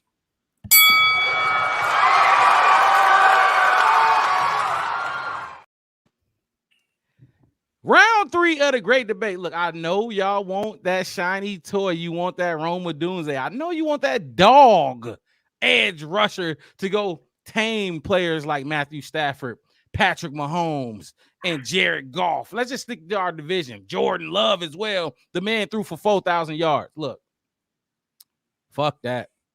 It is 2024. It's 2024. You got to score points. You got to score points. Let's look at the Lions. Let's talk about the Lions real quick. Before I get into my actual point, let's talk about the Lions. They have Sam Laporta, a tight end, right? And then they got Amon-Ra St. Brown. Name their number 2 and number 3 wide receiver. Exactly. So, with that being said, they still were like a top 5, if not top 3 scoring offense in the league with Amon-Ra St. Brown and Sam Laporta. You know why? They had a top 3 offensive line group. Not just them, but I think we can all say the Packers had a pretty stout offensive line, right? That's why Jordan Love. How else? Wicks, Jaden Reed, who are their tight ends? Tucker Kraft and all these other young guys that the Packers had. Jordan Love threw for 4,000 yards. Jordan Love threw for 4,000 yards his first season starting, which the Bears have never had a quarterback throw for 4,000 yards in the fucking Green Bay Packers. Bringing Jordan Love and he do it in his first season. Guess what? Offensive line. Jalen Hurts. Jalen Hurts is a very average quarterback to me. I think he's talented. He's good, but he's regular. But Wes, to your point, he got AJ Brown. He got Devontae Smith. He got Dallas Goedert. He got pass catchers. To your point, he got pass catchers. But guess what else he got? He had, at least until this year, people retired and was traded, one of the best offensive lines in the league. Look, I'm going to give y'all some stats real quick. And shout out to my man's, because I'm about to kill y'all boys. Like I told you, I'm about to kill y'all boys. Shout out to my man's Kevin Fishbane. The Chicago Bears. The Chicago Bears' highest scoring offenses. 3. We're going to say the Chicago Bears' 3 highest scoring offenses was in 06, Pro Bowl offensive lineman. 2013, Pro Bowl offensive lineman. 2018, Mitchell Trubisky, I wouldn't say Mitchell, but we went 12-4. Matt Nagy was coach of the year. We had 2 Pro Bowl offensive linemen. Those are the Chicago Bears' 3 highest scoring seasons in the past like 20 years. We're not going back to 85. We're moving on from 85. So stop bringing up 85. For all y'all watching, don't bring up 85 to me. We're not talking about that. The Chicago Bears' highest scoring teams, 3 scoring teams, had Pro Bowl offensive linemen. My man, I'm really talking about, and I don't necessarily think he's going to be here at 9. He not. Joe Alt. That man right there on the screen. Joe motherfucking Alt. We need to draft an O-line. Look, I'm tired of the excuses. Go ahead. Look, I'm going to let you go because I got a lot. My whole thing is, I think Joe Alt's probably going to go before 9. I do too, but hey. So my question is, if you can't get Joe Alt, who you get? Can I finish? All right, go ahead. Can I finish before we get to the trade back scenarios and your secondaries and your salt and pepper? I just have to get a little.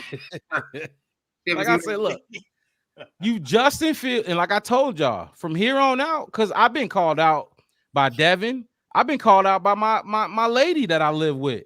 I've been called out by family members. I've been called out by friends. So I'm gonna own up to it. And I'm not going to necessarily say own up to it, but I'm going to lean into it. How about that?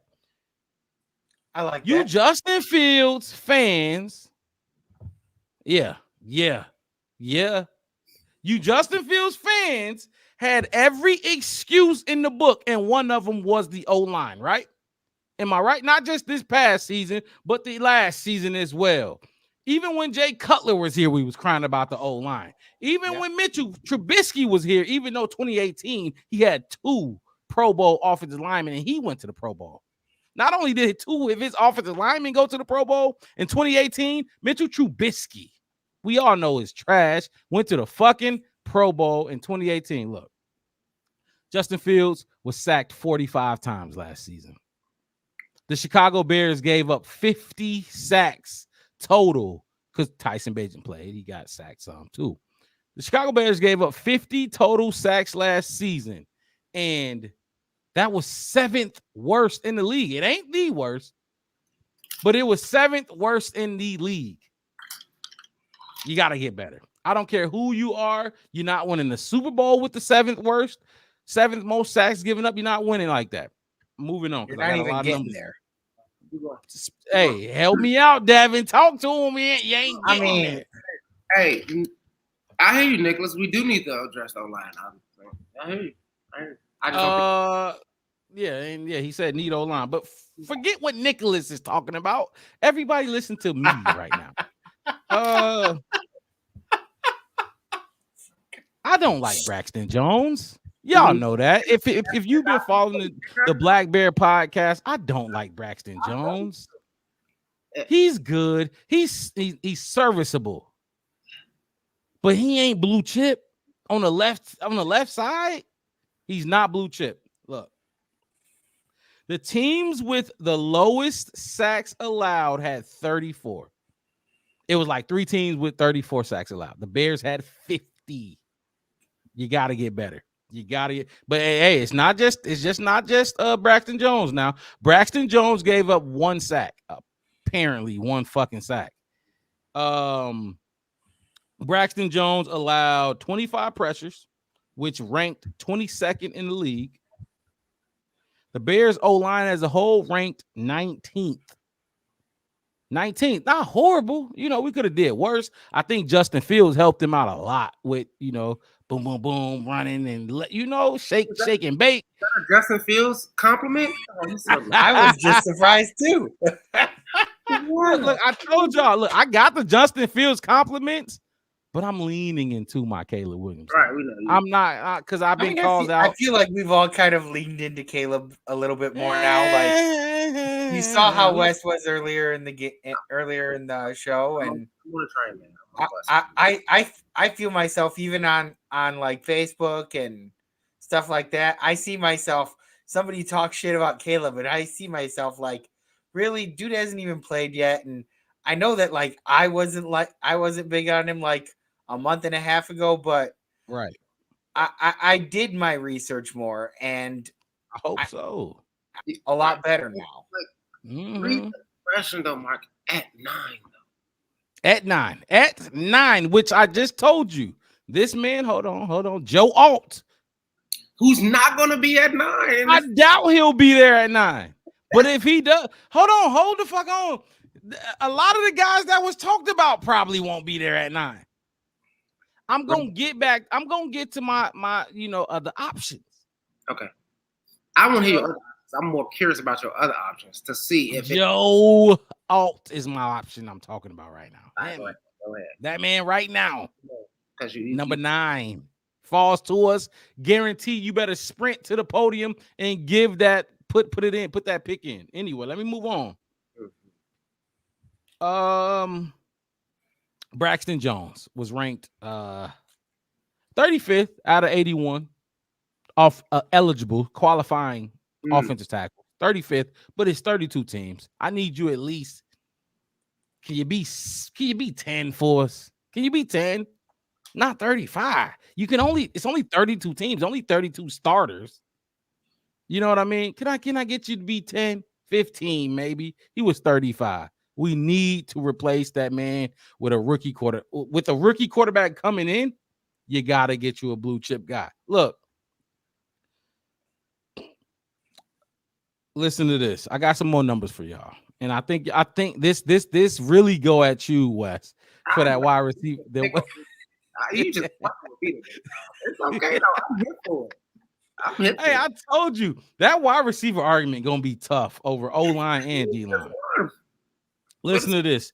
63% of Pro Bowl tackles that are Pro Bowl tackles. 60%, 63% of tackles that are Pro Bowlers come in the first round. You better get you one. 63% of offensive tackles that are Pro Bowlers, they came in the first round, sir. This one really for you, Wes. 42% of Pro Bowl wide receivers were drafted. Hold on. Okay, yeah, 42% of the Pro Bowl wide receivers were drafted in the first round, right? The 10 highest paid wide receivers in the league today, only one of them were first rounders. I'm going to say that again. 10 of the highest paid wide receivers in the game today, only one of them out of 10 were drafted in the first round, sir. So Meaning, we equating contract money to talent? Because don't that equate? So talent don't equate to contract money? Not nowadays, and you know that. Come on. I mean, do you think Kirk Cousins is worth what he got paid? Cousins, like you talk about people. Do y'all want to talk about Kirk Cousins? No, I don't. I'll talk about Kirk Cousins. I'll talk about how he had double the fucking passing yards that Justin Fields had in only 8 games. Why are you comparing him to Justin Fields? Because he was a starting quarterback. To the field, to all of them, to every quarterback. He's Phil. But see, Justin Fields didn't just sign a contract for $100 million. If he did, I would say the same thing about him that I would about Kirk Cousins. They're not worth that big. They not worth. Kirk Cousins ain't worth 180 mil to, let's say, the Bears. But guess who they worth that to? The Atlanta Falcons. And honestly, and y'all, hold on. I don't think either one of y'all can argue with this. And if you can, it's a little hating going on. How? Kirk, let me finish. Hold on. This point right here, not the point I just made, but the point I'm about to make. Make the point. Kirk Cousins was balling before he tore his Achilles. Am I fucking right or am I wrong? He was. I don't really pay much attention to the Vikings games. He was balling. Right. Kirk Cousins is like. Do you think Kirk Cousins is better than all the other quarterbacks in the league? I think. Hold on, all the other quarter. First of all, go ahead, Wes. I'm gonna let you get your point. Like, you said like they paid him Josh Allen, Joe Burrow, Patrick Mahomes. Okay. Keep saying those names, because I guarantee you, once you're done with your 4 names, there's not another quarterback. There's only a handful of good quarterbacks in the league, and Kirk Cousins is one of them. Who else you like? Let's go. We can go down to 30. The difference. I'm going to tell you this much. Kirk Cousins has been playing how many seasons now? What season is he on right now? Let's say 10, 12. Yeah, right? 10 or 12, right? Uh-huh. He had 2 max contracts now? That's 2 or 3. How many has Tom Brady had in 20 years? It's known Tom Brady was taking pay cuts. Come on now. He was taking pay cuts. Because that's what good quarterbacks do. Patrick Mahomes ain't take no pay. Aaron Rodgers didn't take no damn. He damn sure ain't take no pay cut. But what I'm saying, one of the best quarterbacks trying to to say is contracts equal talent. If somebody takes a pay cut, their contract is lower and it doesn't equal talent. So that kind of nullifies your argument that contracts equal First talent. of all, that's all I'm saying. Contracts don't equal talent or skill or production. It equals value. Value, yes, but not talent. Value. We were talking about hold on. Because we're gonna talk about fucking talent. Every NFL player that is drafted has talent. If we're gonna talk about talent, they all have talent. They all have talent. Kirk Cousins' talent, the price tag on it, like they restructure contracts. That's what I'm saying.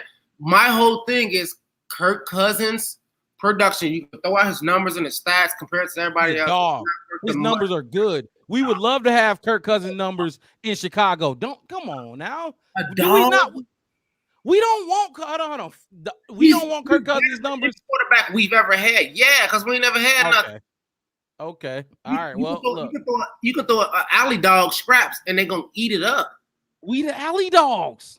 I know, but that don't mean that's another thing.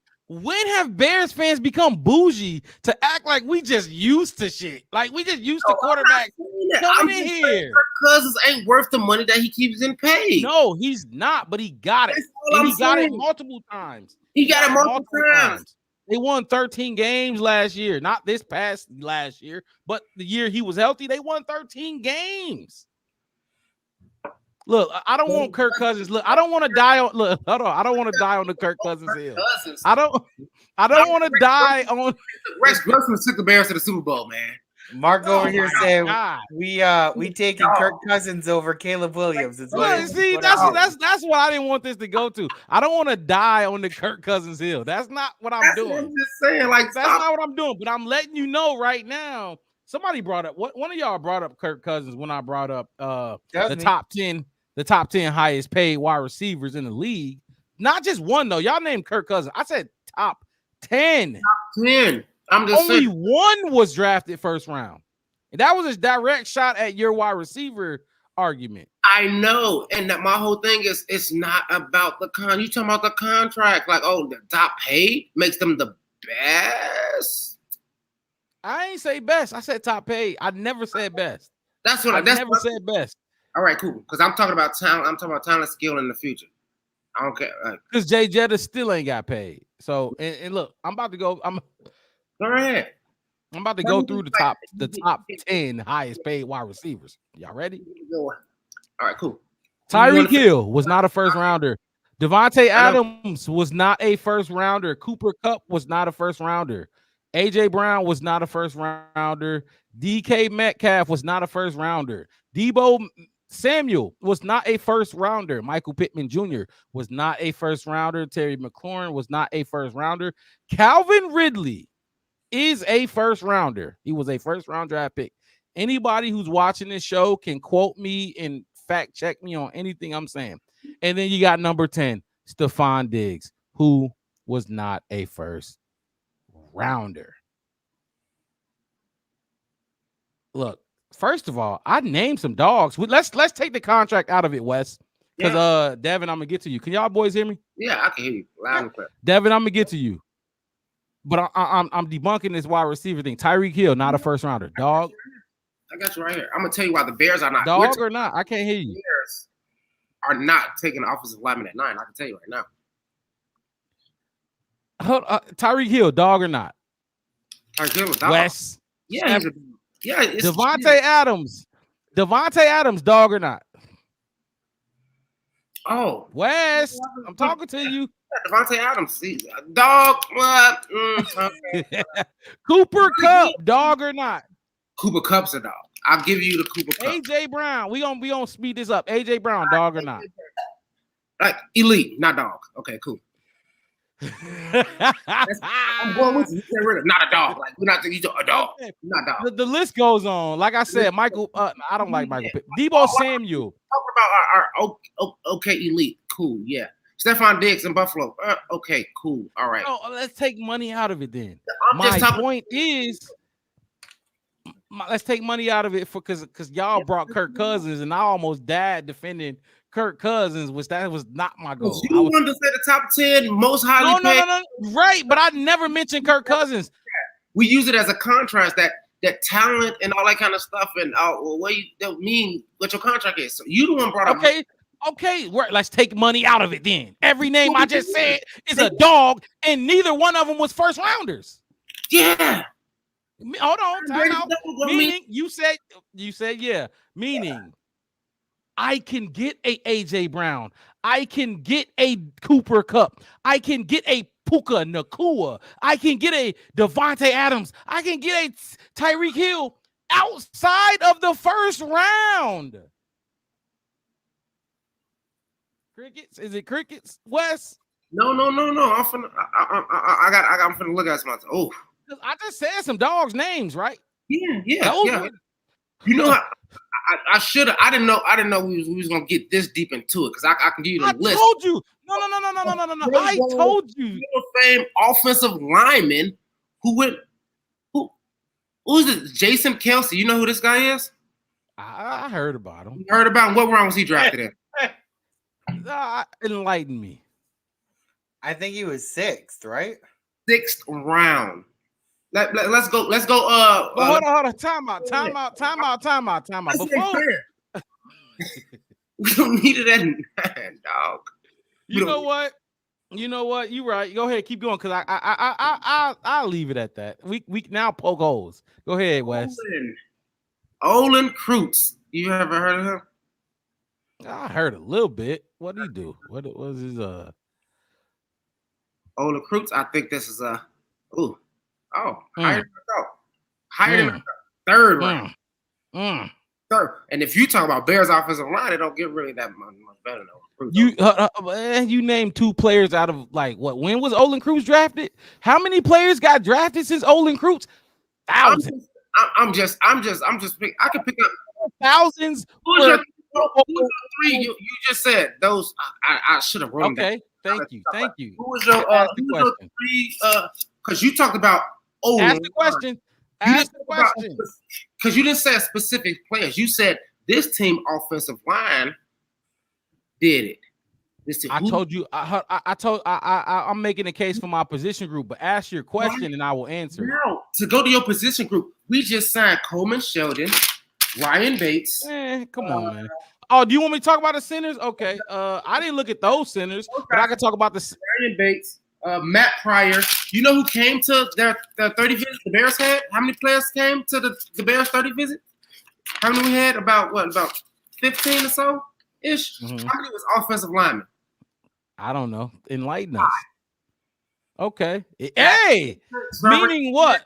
Tyler Gruden, Kieran Omega DJ, whatever. I can't even say his name. You know I'm good with names because I'm so upset I can't even pronounce names correctly. You just got me heated, Mark. And who was the other one I just saw not too long ago? I think I got Trevor Keegan. Who? Trevor Keegan. Do you know what round those guys is going to go in?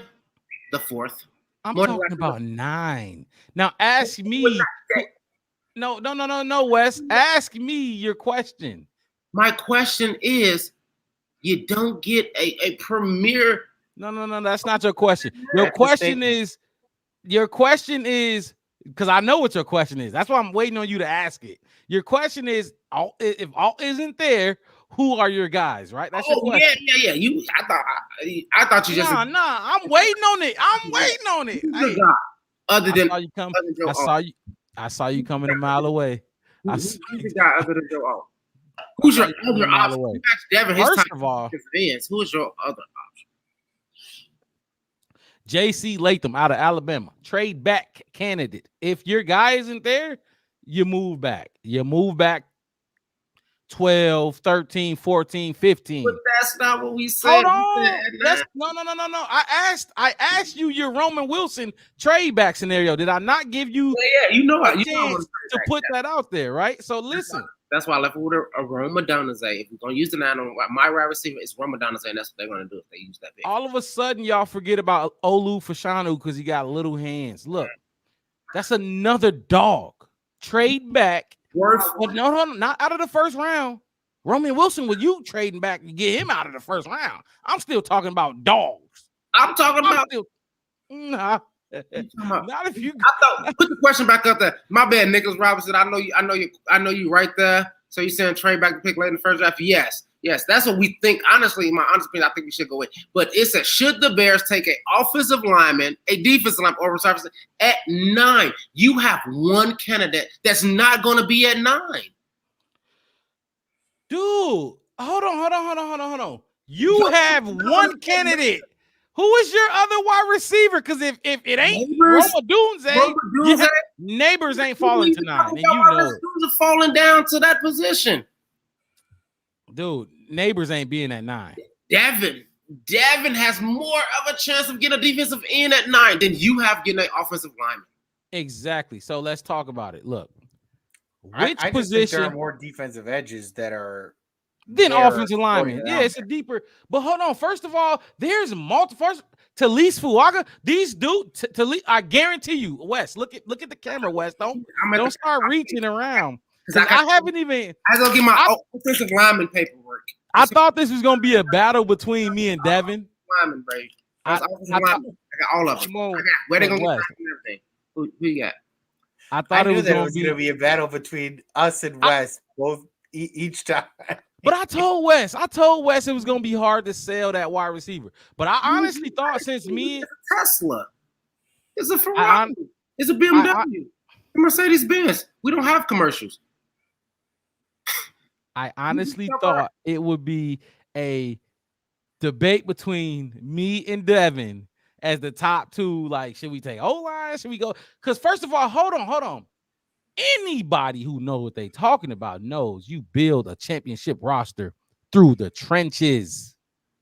Through the trenches. Like I told you earlier, and that you might not have paid attention to the Kansas City Chiefs. They had the number 1 sack percentage in the league. Sack percentage in the league. The Super Bowl team.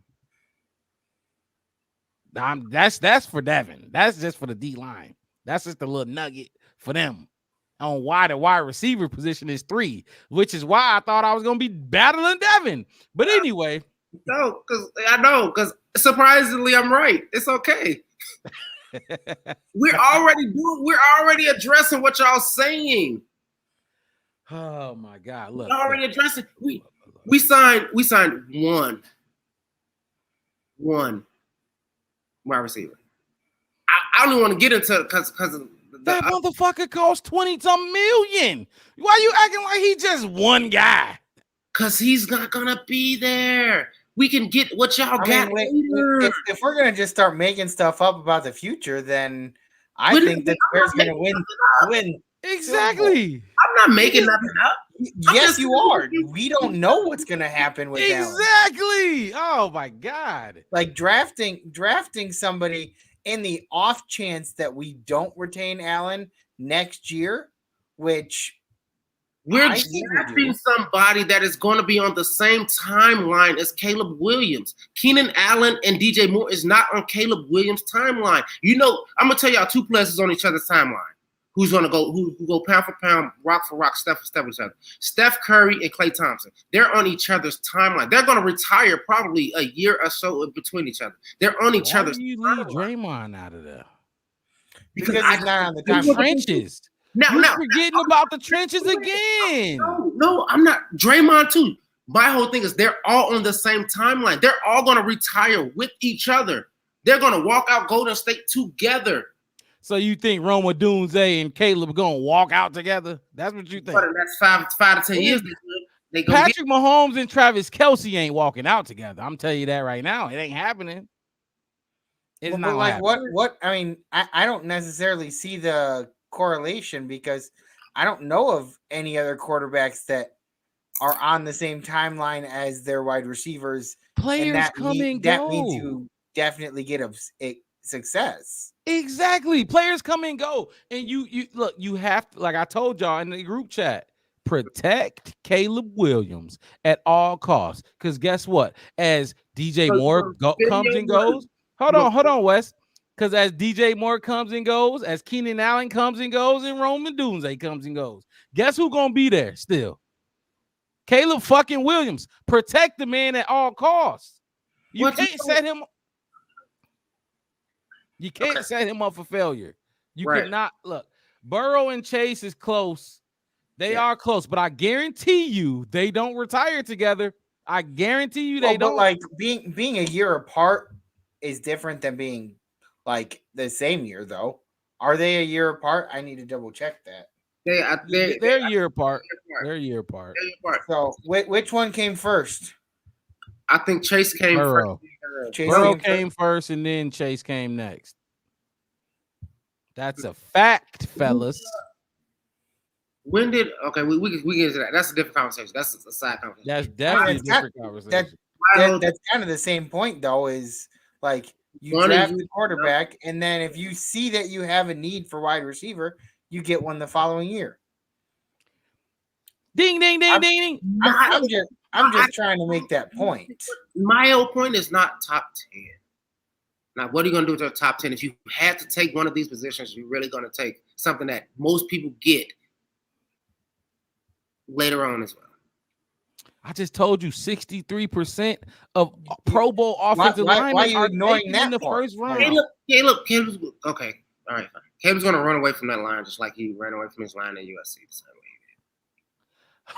So did Justin run away from his line? He tried, but his Aaron Rodgers was Rodgers running away from his line, fucking the Bears up for 10 years?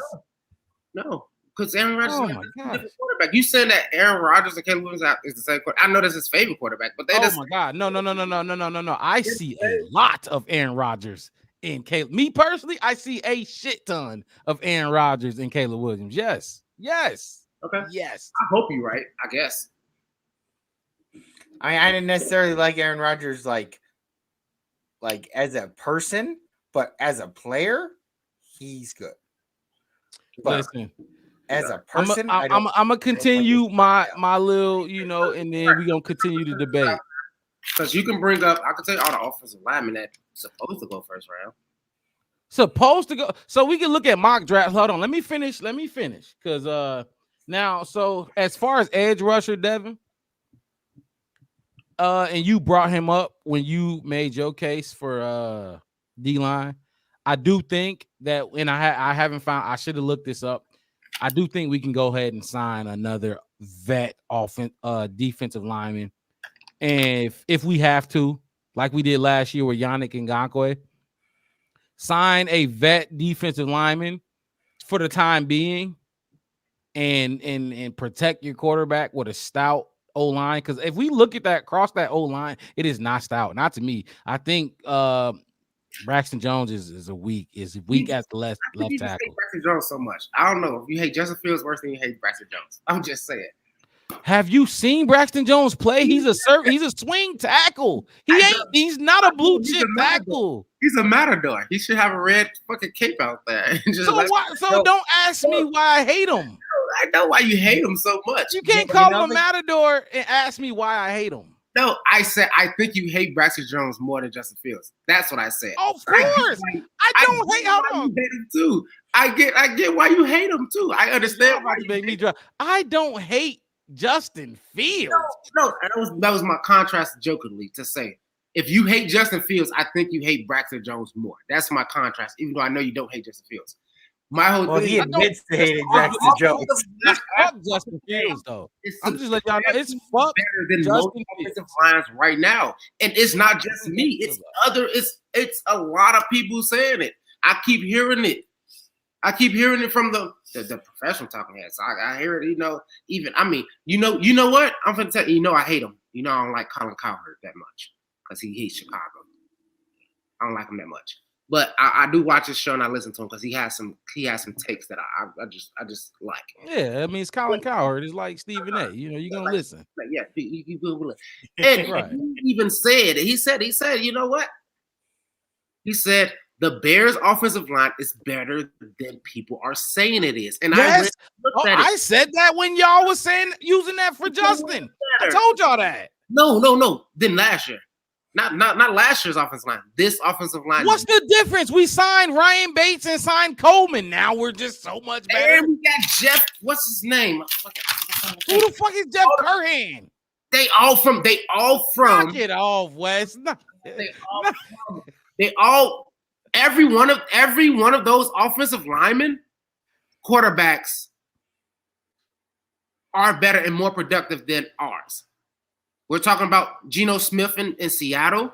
We're talking about Josh Allen, and we're talking about Justin Hurts. Those are Ryan Bates didn't start for those guys. Ryan Bates did not start for Josh Allen. He didn't start, but he's from that, like you said, the O-line production. It's no one. My whole thing is, it's no one person that's gonna just. All right, cool. Oh, for sure. Five. It takes, you know what I'm saying? We don't have 5 number 9 picks.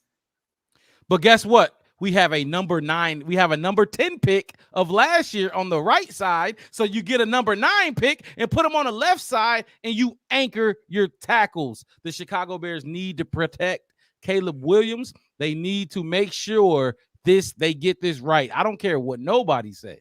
They need to make sure they get this right. If we need a third wide receiver, go sign Tyler Boyd. Go sign Odell Beckham. Give him a 1-year deal. Go sign you. There are free agent wide receivers we can sign to get us by this year. And that goes for the edge rusher, not necessarily D tackle, but that goes for edge rusher too. Like Yannick Ngakoue. We signed him last year, and in training camp, we signed him. 1 year, $10 million deal. We can go find a guy to get us through this season until next season come, and we got 11, 15 picks. You got to get your stud offensive tackle now. You get them, and you're set for the next decade plus. You protect your asset in the number 1 pick, Caleb Williams, and you protect him for the next 10, maybe 15 years. Don't play with it. We don't need a wide receiver. We don't need a wide receiver that high. This is a deep, Wes, this is a deep wide receiver class, right? We can get Brandon Rice in the 3rd round if we need to. Somebody he's familiar with. We don't need to waste we need a blue chip guy. Roma Dunze, we don't need to draft Roma Dunze to be a number 3 guy, because he will be the number 3 guy. Unless Caleb Williams really likes him, then you know how that goes. You'll see. I'm just saying, if we're going to use that number 9 pick, it should be there. Everything you saying is, trade back. Everybody in the chat, we should just trade back. No, I'm not saying trade back, but because hold on, you can't just say trade back. I gave you my trade back guy, Olu Fashanu. Yeah, but you trade back and go get him. Pick. You finna take a trade back offensive lineman at 9. I'm taking Joe Alt at 9, but he's not gonna be there. We don't know that yet. First of all, on my radar, the only team I know that'll take Joe Alt for sure, maybe, and I don't think the Chargers will take him because they got Rashawn Slater at the left tackle. Maybe Tennessee takes him at 7, 2 picks before us. Maybe they take him at 7, but also maybe they take Roma Dunze. It's kind of hard to really know what any team is going to do. Exactly. The only position that got an influx of players at 9 is Devin's position, the D-line position. Because if Dallas Turner's gone, he can still take Jared Verse or even Leatu Latu if he wants. He can take Byron Murphy there. He can take Johnny Newton there if he wants. But if you gonna use the argument that Joe Alt may not be there at 9, Roma Dunze might not be there either. Then it's gonna be Neighbors. Neighbors damn sure ain't gonna be there. Okay. You don't know that. You don't know. Yeah. That's what I'm telling you. That's my whole thing. My whole thing is the value for the number 9 pick at the position that you're trying to defend is only one person that is high enough or good enough for that number 9 pick, and he's not gonna be there. Good enough.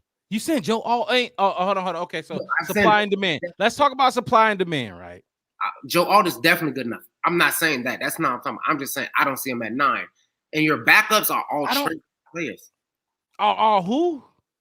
Trade down players. All your other offensive linemen. No, they are not. First of all, there are hella teams. There are plenty of teams who would take Olu Fashanu. Who else I got on my list? Fashanu is like top 20 at best. Felice Fuaga. First of all, these are blue chip. You don't know what these teams' boards look like, but I'm telling you right now, if Roma Dunze can fall to 9, so can Joe Alt fall to 9.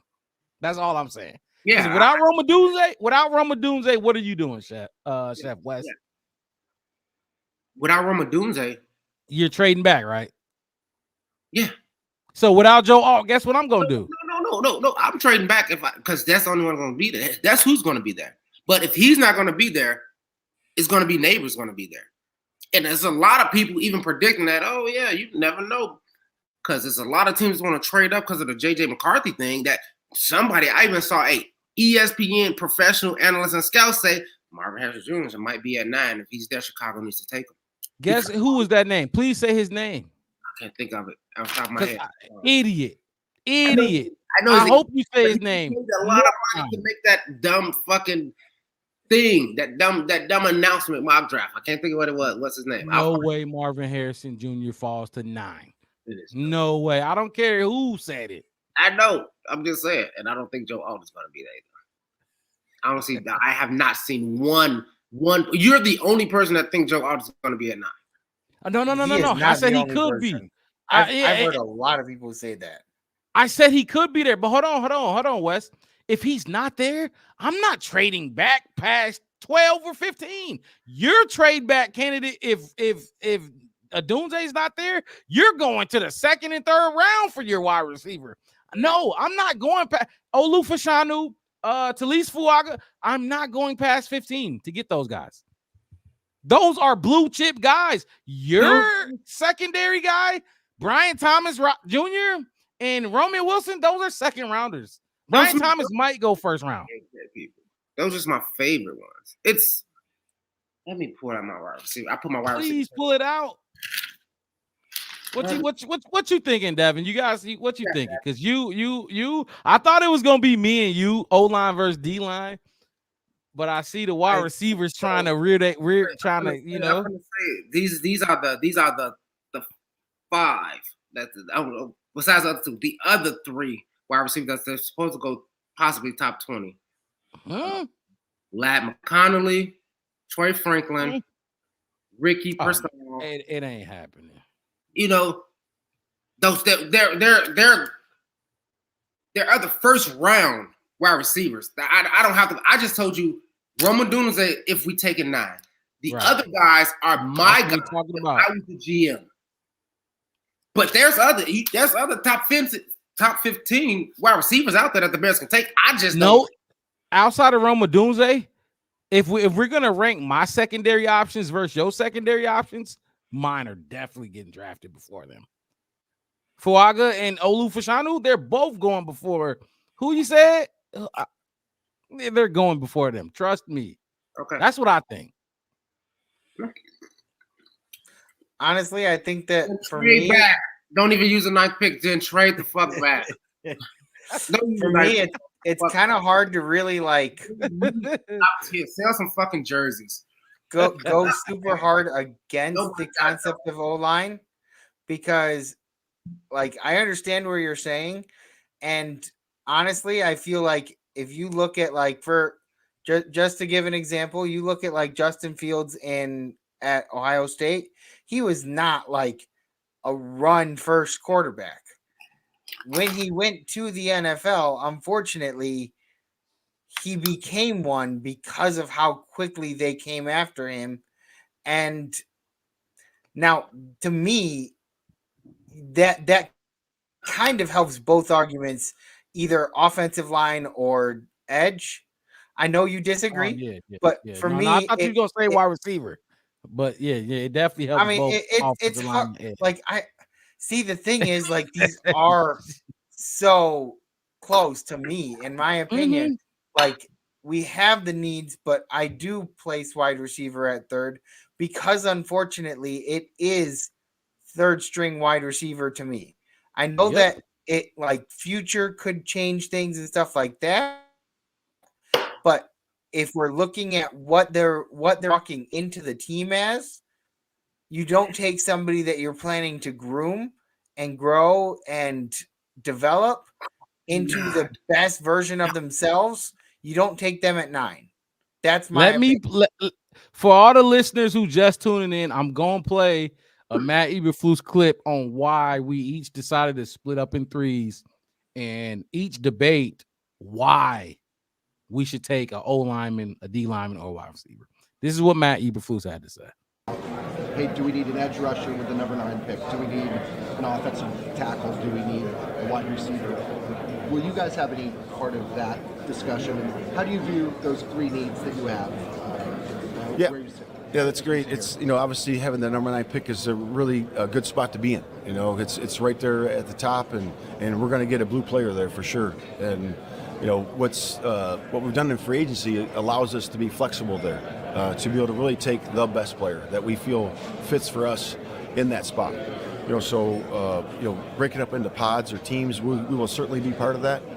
And that's an exciting time because we're going to look at, hey, who's the best tackle, who's the best receiver, who's the best rusher, who's the best this, that. So it's going to be good to be able to break into that and see guys' opinions, because And he went on and on. But y'all, you basically get the Chicago Bears are on the same wavelength as we are. We're looking at the offensive lineman, wide receiver, defensive line. Those are the top 3 priorities of the Chicago Bears needs. And Matt Eberflus said it himself. They're going to break up into pods. Each team, each pod are going to bring their best case scenario, their best argument on why their position should be drafted and who's the best player at that position. Joe Alt is probably the best position at my player at my position. Malik Neighbors is, we could say Marvin Harrison Jr., but I'm gonna say Malik Neighbors. I guess I'll give you Malik Neighbors at wide receiver, and then for you, Devin, I guess we'll say Dallas Turner. We're gonna say Dallas Turner at edge or D lineman. That is why we split up. I took the offensive line. My guy to the right of me, let me get that down so y'all can see the names. My guy to the right of me took the wide receivers, and my boy Devin took the defensive lineman. Right now, we are talking about the offensive lineman. That man, Joe Alt, why he should be the number 9 pick, regardless of what anybody says. Like I said, if Joe Alt's there, I'm with you, Mark. I'm with you, but I just don't see him there. And the backups, I don't think these wide receivers is better than them per their positions. Who? Neighbors and Rome is better than your backup. Okay, but you can't say, if you're gonna say my backups, you got to put them against your backups, not against your number 1 guys. Backup is Romaduzzi. Romaduzzi is. That's my backup. I want Neighbor. If I could get anybody to drop, because obviously it's not gonna be Marvin Harrison Jr. Let's stop saying that. If anybody I wanted to drop, I would love it to be Malik Neighbors. Okay. I would love to see him drop at 9 and take him as the best. Look, if Neighbors can drop, I best believe Joe Alt can drop. I'm just saying. They said the best at that position. And we'll see. And then I can't wait to do the podcast when draft for offensive lineman in the fourth. Honestly, it kind of disappoints me that we can't do a live show during the NFL draft. I feel like that would be so good. Man, that would be amazing. That anyway, but it's like we'd be over there, like we'd be debating it while they're going through. Like after Caleb gets picked, we just start debating from then until the 9th pick, and then we all get real quiet, and then they make their pick, and we just go nuts. I feel like that'd be way too cool. I'm pulling up the draft order. Do anybody got the draft order? Because this shit is giving me some issues. The team draft orders? Yeah. Hold on. So like I mean, that's what I find it hard to wrap my head around. And here's the draft order right here. I find it hard to wrap my head around the Chicago Bears not going trenches here. I'm not even gonna say D-line or I'm gonna say trenches, because like I told you, Wes, that wide receiver position was gonna be a tough argument to make, and who better than the chef to cook up and put that argument out there. Man, look. Here's the draft order. You got the Bears number 1, you got Commanders number 2, quarterback, right? All right, we got New England number 3. It's been rumors that they might not take a quarterback. Let's just say quarterback, because it looked like they need a fucking quarterback. I mean, they need a quarterback. Arizona, they ain't moving off Kyler Murray. So guess who they probably gonna take? Marvin Harrison Jr., the best weapon for Kyler Murray. Can we? I'm gonna tell you, as somebody who lives in Arizona, that Arizona's not picking for it, by the way. So you think they moving back? You think they moving off that pick? Everybody's gonna move off this pick. Everybody said they're moving No off. chance. No chance. No chance. No. I've seen some interesting things for It ain't the happening. Look, Vikings trading up for 4 because the Vikings have 2 mid. So having that would be a much bigger boost to Arizona. I think the Patriots is going to trade down because they need players. They need more picks. They need more players. They need more than just a quarterback. Oh my God! Why do you think they look? Quarterbacks, teams take quarterbacks. Why are y'all devaluing the quarterback position all of a sudden? We're not devaluing. I'm You talking. are. If you think they're not, if you think the Patriots aren't going to take a quarterback at 3. Come on, what like? And I get it. Everybody got their own opinions, but why do you think that the Patriots are going to not take a quarterback? Because I think they want more picks so they can build. You think they want Jacoby Brissett leading their team? I think they don't care because whoever goes there is going to be still 4-13. Nah. Okay. You get because you sitting here like you sound like a true Bears fan. A quarterback's going to change the world. Shake the world. Everybody's not getting a Bears fan. Tell me quarterbacks that have won Super Bowls and they weren't the guy. That's all I'm telling you. They see it, especially New England. They know. They had one of them. They had the guy winning for them. They accidentally got that guy in the 6th round. You're right. I mean that. I'm telling you, I'm just saying, New England needs to sell tickets too. They build it. No, they don't. The way they've played, they can't sell tickets right now. That's Northeast good clam chowder money. They don't need to sell no tickets. They're gonna go in. Are you crazy? Do you know the Jaden Daniels? Do you know the Drake May money that's gonna come pouring in? Oh my God. You got Chargers at 5th. Let me see. Let's move on. Yeah. So hold on. Let's get to Arizona real quick. Because you feel Arizona won't take Marvin Harrison Jr. there. No. I said it's a lot of talk about them trading down. But I'm talking about what you think, Wes. I think they're gonna take Marvin Harrison Jr. Okay. Oh my God. They're gonna take Marvin Harrison Jr. I think they should. That's what I think. But I hear they even not took off the table about trading Kyler Murray. Really? You know how much they paying that man? Like that's exactly why they stuff like that don't even need. My whole thing is they looking for somebody that's gonna foot the. If somebody will foot that Kyler Murray bill, they move off. He's not loved in the desert. Look, Kyler Murray ain't going nowhere. He's not a fan favorite. He ain't going nowhere. I'm telling you that right now. He ain't going nowhere. In reality, I don't think he is because I don't think nobody want to. That's what we living in, West. Not what people saying and all of that. Like I said, didn't know what you think, sir. Okay, Marvin Harrison Jr. going to 4th. Okay, the Chargers 5th. I think that's where Joe Alt's going. He's going. This is why I see Joe Alt really going. One of these 3 picks, 5 through 7. No, okay. So you think Joe Alt's going 5, right? I think he fits better at 5. If not, I don't think he's really gonna go to the Giants.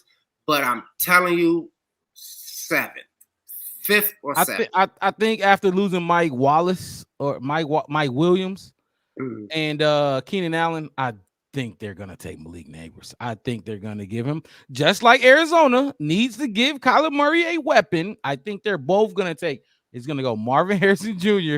and it's going to go Malik Neighbors because both of those quarterbacks, Justin Herbert and what's his name, Kyler Murray, like they need somebody to throw it to. Who they going to throw it to?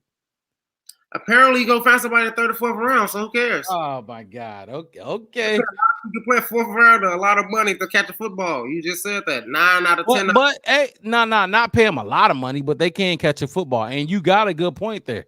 That can happen for sure. Like I can. You just said the trenches. All those teams you talk about is rebuilding teams. They actually have bad records. If you look at them, those first 7 teams, those first 7 teams have a worse record than the Bears. Remember, we're number 1 not because we was the worst team. We're number 1 because we did good business. So who are what? You got have to get blue chip players, though. You got to get good players at those spots. You can't just let these players walk away. That was the issue with the Bears. Like, you can't, when we traded Roquan Smith, you can't just keep moving good players. You got to keep them. You got to go get them. I don't care about depth or volume or none of that. You have to get good players. What's the what is the highest paid ever offensive line contract like? Oh, that's tough. It's probably happening this year. If you have to guess. Highest pay, I couldn't tell you, because tackles get paid more than guards, and centers get paid more than guards, and tackles get paid more than both of them. Average it out. 4 years. Why does money matter? I don't know. I can't tell you. Because money matters. Because you can buy that. You can go get that. From where? Mike McGlinchey? Like we almost did? Oh my God. He played for the Denver Broncos. Look where they were. Look, we're not letting no. Hell no. It's okay. I can't wait till that 9th pick. Either one get traded down or it's a wide receiver. Okay, so like you say Joe Alt at 5, right? I would say they got Rashawn Slater. They got Rashawn Slater. Who? Rashawn Slater. That's why I said maybe. I don't know, but I know it's gonna be 5 to 7. Okay, let's move on then. We did what Devin? What you think at 5? Because I mean, you know, you've been a little quiet down there. Right. Okay. With the Chargers, it's kind of hard to know what their plans are, because honestly, getting rid of their 2 top wide receivers doesn't really add up. Nope. And so I'm sitting here trying to figure out like imagine if like the Bears got rid of Brandon Marshall in his aging year and then the next wide receiver up. And it's like, well, the only reason you would get rid of your top wide receiver, second wide receiver, a bigger chance. And if you really want your third wide receiver to be your wide receiver 1 now, like you got to replace them in some way. And I feel like they haven't. They didn't go out there and get a wide receiver in the offseason to replace them. And actually, they went back and they tried to get Mike Williams back after they traded away Keenan Allen. And Williams was basically like, nah, bitch, I'm going somewhere else. And I'm done with y'all. Yeah, I mean, they made a choice on him, and then they realized they'd made a mistake once they traded away Keenan Allen, and they're like, well, okay, now we don't have anything. You do need to have a weapon. And Herbert is a good quarterback if he has somebody to throw to. But who's the head coach? I mean, I can't remember. Because who's the head? You say what, Chef? Who's the Chargers head coach? Who's the Chargers head coach? Harbaugh. Oh, for some reason I had Harbaugh in my mind as playing as the Rams for some stupid reason. I knew it was an LA team. It didn't click that it was the Chargers. McVay's, I think, is the Rams team. Yeah. Harbaugh. What's the one thing everybody criticized JJ McCarthy about? JJ didn't throw the ball. So what you think Jim Harbaugh gonna do with the Chargers? Get a receiver that can throw the ball. He had Roman Wilson, your guy. Okay. Yeah. McCarthy had Roman Wilson. I think I get where Wes was going with it in the sense that the Chargers. What if the Chargers at 5 take a running back? I don't think they will. No. But they need, I mean, to be able to run a solid Harbaugh offense, you need to have a running back, because I don't know if he'll just come in and create a whole new offense or if he'll kind of stick with something that he likes and is familiar with. But to that same point, you also need an O-line to open up those holes. So there's also that possibility. But opening up holes, you can only do that with the wide receiving. Like you need to have somebody to throw it to. So my bet is they grab Neighbors. Moving on. Who we got next? After who's 6? After 6, hold on, I was just looking at it. So The New York Giants are picking at 6. Now the New York Giants can definitely go Joe Alt. But guess what they need too? A quarterback and a wide receiver. Now, this is a spot where I'm not gonna say nothing.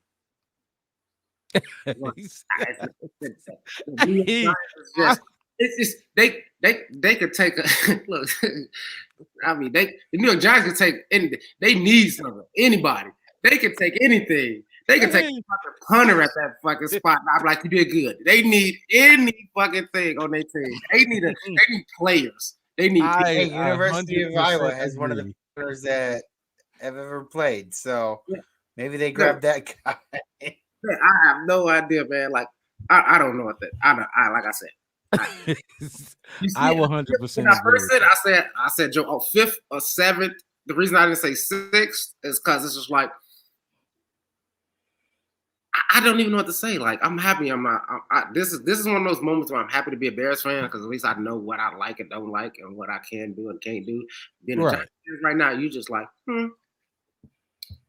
You don't know what to do. All you know is Daniel Jones need to go. Honestly, the Giants are in a good position for me.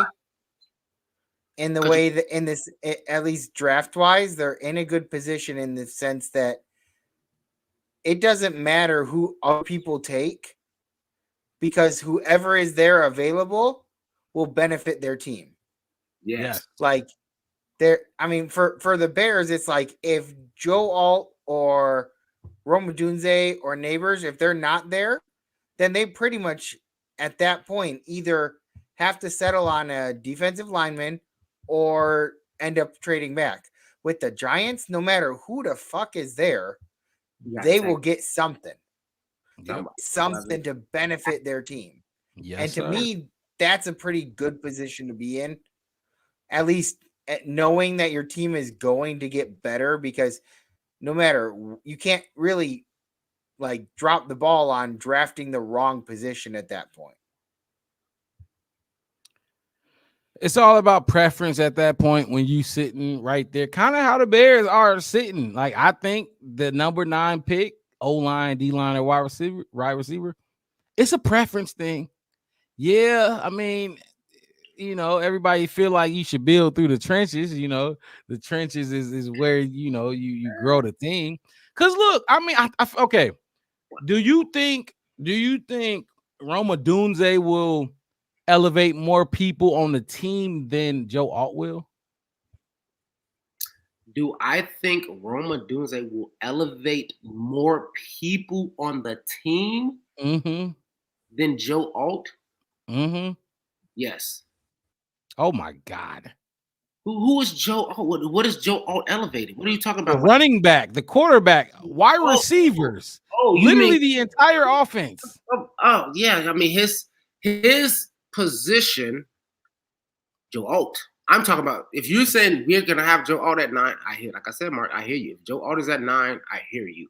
But if he's not, okay, so we slicing up.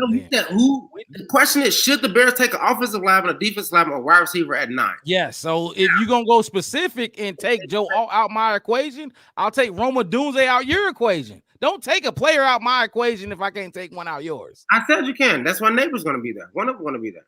No, like I said, it's more top 10. Wait, let's just keep going down the draft order and kind of let's keep going down the draft order. But I'm just saying, like I'm not. I don't want you to think I don't think Joe Alt is a good player or a blue chip player. I'm just saying. Man, who's at 7 though? Tennessee's at 7. And honestly, I'm glad we here. I do think Tennessee will take Joe Alt. I think that's where Joe Alt is going. And I feel like you said, Wes, this is your time to shine. Right. Joe Alt probably won't be there at 9. I ain't gotta say none at 7. But guess what? I'm still taking one of these. What other needs to have though? Is there any chance that they don't take Alt? Like what other they needs could take a do wide they have receiver that could potentially be filled? They could take a wide receiver. They I mean, could. they- You know. Because like I'm curious. For example, if we maybe Joe All getting taken by the Chargers, who do the Tennessee Titans look at?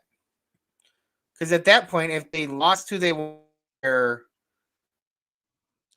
Preach, Devin. offensive linemen, Preach. do they? Yeah, you just I'm wondering, do they take Rome Odunze? Do they take somebody? So do they trade back and do one of the other O linemen that they want? Because that guarantees Jared Verse or Dallas Turner is getting taken at 9. 5, 6, 7, and 8. The 4 picks before us, all of those teams are in a weird kind of scenario of that they're going to take who they think is the best player. Not the Chargers. They taking a wide receiver. They're starting the trend. The Chargers is what's going to start because everybody before this, like you said, is going to be a quarterback, probably more than likely. The top 5 is more than likely. It's supposed to be like 4 or 5 quarterbacks. Top 5 is going to be like 4 quarterbacks coming up by that. So, like I said, the Chargers is going to start this the cascade of trading and what's going to happen and what's going to get all these GMs busy. Mm-hmm. And you saying they're going to take wide receiver? Maybe. Okay, cool. But that's when the best player, no matter what position, starts to take effect. Because before that, it's mainly quarterbacks. Everybody, like I said, everybody's going to fucking take a quarterback. Top 5. Right? Except for the Cardinals, right? I mean, and then this is all just if Vikings don't use their 2 first-round picks and shoot up and do some crazy shit. Right. You show that's what I'm just saying. I think we all kind of agree that they're probably going to be the ones to want to take JJ McCarthy, right? Yeah, probably. I don't know. I don't care that much. I saw some really dumb mock draft have us trading back the first pick to number 4 somehow and getting like 15 picks this draft somehow by doing this, trading the 9th pick back to 13. We pick up JJ McCarthy. We pick up like a whole bunch of other players, and I'm sitting there like, why would the Bears need all that? They're leveraging next year's. Like, so look, if the Bears do like to do something like that, hell yeah. I'm not moving off Caleb. Fuck the number 1 over. We ain't calling it that no more. We're not calling it the number 1 overall pick. We calling it the Caleb. We ain't moving off Caleb. We ain't moving off Caleb for less than King's ransom. They already turned down whatever Washington was trying to give them, and they said Commanders have offered three first-round picks for them this year, next year, and the following year. We ain't moving. Nah. We need 5 first. And it was rejected. Oh, and so when I saw people upset, it was like, so you really think that he's that big of a bust, but yet you think he's worth 3 first-round picks? Like, you can't have it both ways, you know? Exactly. Oh my God, Devin, good point. I'm just saying that. So my whole thing is those are 3 possible blue chip players because it's not like the Commanders is going to, you know.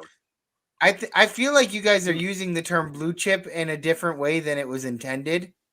Like, I got the concept that I got when it was said as blue chip, like like good starting players that could start at their position. And if that's the term that I'm understanding, there are a lot of blue chip players. I mean, see, that's where you go wrong. Blue chip, because you can say that. You can say that because I mean what the Packers need and what we need is different. They can take a player that they need and later on it'll start, but they won't start from like Quinion Mitchell. Let's just say Quinion Mitchell, the quarterback. So he can be blue chip for the Packers. But we are set at cornerback. Okay. You know what I mean? We're good. Yeah, I thought the term applied to the player, not based on team needs. It does apply for the player, but you have to factor in team needs. Like what the Bears think blue chip is not the same as Matt LaFleur and the Packers. You know what I mean? I didn't think it was a perception thing. I thought it was legitimately these players have the necessary requirements to start. Like I didn't think it was a objective thing. But yeah, like what you're saying is true. It is very like you, Wes. You want to jump in? I see. Yeah, it's more of you right. It's kind of one of those things like you right, Mark, you right, and everybody else is right. The thing is, it is they're ready. They need the minimal refinement. Like you could put them in like we talking about Caleb. Like if we had like okay, let's say we had like Andy Donald. Let's say if we fucking had Kirk Cousins, right? But we're drafting Caleb. We're still not sitting Caleb over Kirk Cousins because he's kind of the way that Patrick Mahomes. I would have considered him a blue chip player, but he came in and he sat behind Alex Smith, right? But he was going to, because like I told you before, the Chiefs said just won 10, 11 games. You're not going to bench the quarterback. You're not going to do that. But when you talk about blue chip, let's try to keep it outside of the quarterback conversation. Right. Blue chip. When I think of blue chip, it's like you're the best player at top 10, top 15. I don't care what your team needs is. Like, you can look at your team question like, damn, we do need a quarterback. Fucking Dallas Turner's. And see that's where I get confused. I think because that's what I meant. Like it's somebody that's considered a blue chip player. I would think that whether they're in the draft this year or next year, they're still considered a blue chip player. And this year, they're not going in the top 15 because they're just not as good as all the other amazing players that come out. But next year, they could go in top 5. But they could not, because it could be like I said, the blue chip players are those guaranteed at that number 1 through 15. You can't go wrong. At least so even next draft, like this Deion Sanders' son, he said I ain't gonna come out because Caleb is there. I want to be number 1 overall, so I doubt I'm gonna beat out Caleb for that number 1 overall pick. So Shadar something okay, he's gonna stay and go because he has more faith that he'll be top 5 next season, given the prospect. But let's say somebody blows it out the water. Next year, college football, let's just say a bunch of these quarterback guys just comes out of nowhere and do way better than him. He falls out that top 15. He's no longer blue chip. He's no longer, you got to take this player right here, right now. Right. And that's why we try to stay at the quarterback conversation because quarterbacks is usually just taken because you need them. My example of blue chip is a dog. Is a blue chip plug and play day 1. You can't sit him. You can't sit your blue chip player. Otherwise, they're not blue. You know what I mean? So that's what I'm saying. Like you can yes, top 10, top 15, blue. You can, but value is relative to who you're talking to. You know what I mean? So that's why I said the Packers probably need a cornerback. So Quentin Mitchell may be a blue chip guy for them. He may be blue chip for us. Cooper DeJean from Iowa. Cooper DeJean, yeah. I've heard him being talked, and I'm really disappointed because I like Iowa's players so much, and so does my mom, and she's very upset that both Detroit have a lot of Iowa players. Let's summarize it to this for the people that's listening. If you're listening right now, you're listening to the Black Bear Podcast. My guy Devin at the bottom of the screen. My guy Chef West to the right of me. You see him with the cooking hat. He been cooking all night. I made it to the top of the screen this week. Hey, you have been at the bottom. But it's been a very intense, a very informative debate all day. All show long about what the Chicago Bears should do at position 9. Look, I'm gonna summarize it as this for blue chip, and then y'all can let me know if y'all agree or not. Summarize your position. You can go backwards. Go ahead. Plug and play. Plug and play is a blue chip guy because it's 32 teams. You know what I mean? Whoever picking 32, the Chiefs. Their blue chip guys gonna look different from the Bears picking at 9. If you can plug them in day 1 and play them right away, that is a blue chip player. You know what I mean? Can y'all agree with that? Or I can definitely say that is a portion of. I get it. Because like you said, a portion because it can go deeper.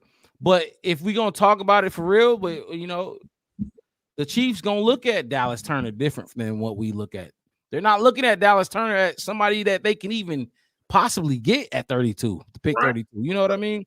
But my whole thing is, us for some weird reason, let's say like the Chiefs won a Super Bowl, but they did some trade 3 years ago and they had the 7th pick. You think they're not gonna go get a Dallas Turner? Then Dallas Turner would be on their blue chip board. Right. So I mean, my whole thing is like, for me, when it comes to blue chip, it is. So Marvin Harrison. So why you ain't throw Marvin Harrison into your argument then? If you just talk about anybody, you could have got Marvin Harrison Jr. with your wide receiver pick. That's very blue. I said this when we first started talking about wide receivers. I'm not going to talk, like you just said, we're not going to call it the number 1 pick. We're going to call it Caleb Williams. I'm not going to sit here and say, yeah, the Bears should take Marvin Harrison Jr. at 9 when I'm pretty sure that somebody, one of those 8 teams is going to take him. Because they're just going to look like, I can't believe he's here. Tennessee's going to be like, if he's down there at 7, the Chargers got him at 5, you think I'm like, oh, wait, hold on. Y'all, what's definitely taking him over Joe Alt. Yeah, you know what I mean? It's like, oh, fuck that. No, fuck no. Y'all gave us Marvin Harrison Jr. Stupid. Take it. Thank you. You know? So that's what I'm saying, though. Like, you can look at blue chip as Mel Kiper, who don't really got a stake in the game. But when this is a Chicago Bears podcast, and we talking about blue chip, you can allude to the people that's out of your reach. But when we want to specify blue chip as much as we can, we want to round it out to Chicago. Like I'm saying, like rounding it out to Chicago Bears blue chip, and that's what I'm saying. Like for me though, when we say blue chip, it's the top 15 best players in the draft. Yes, I agree with that. I agree with that.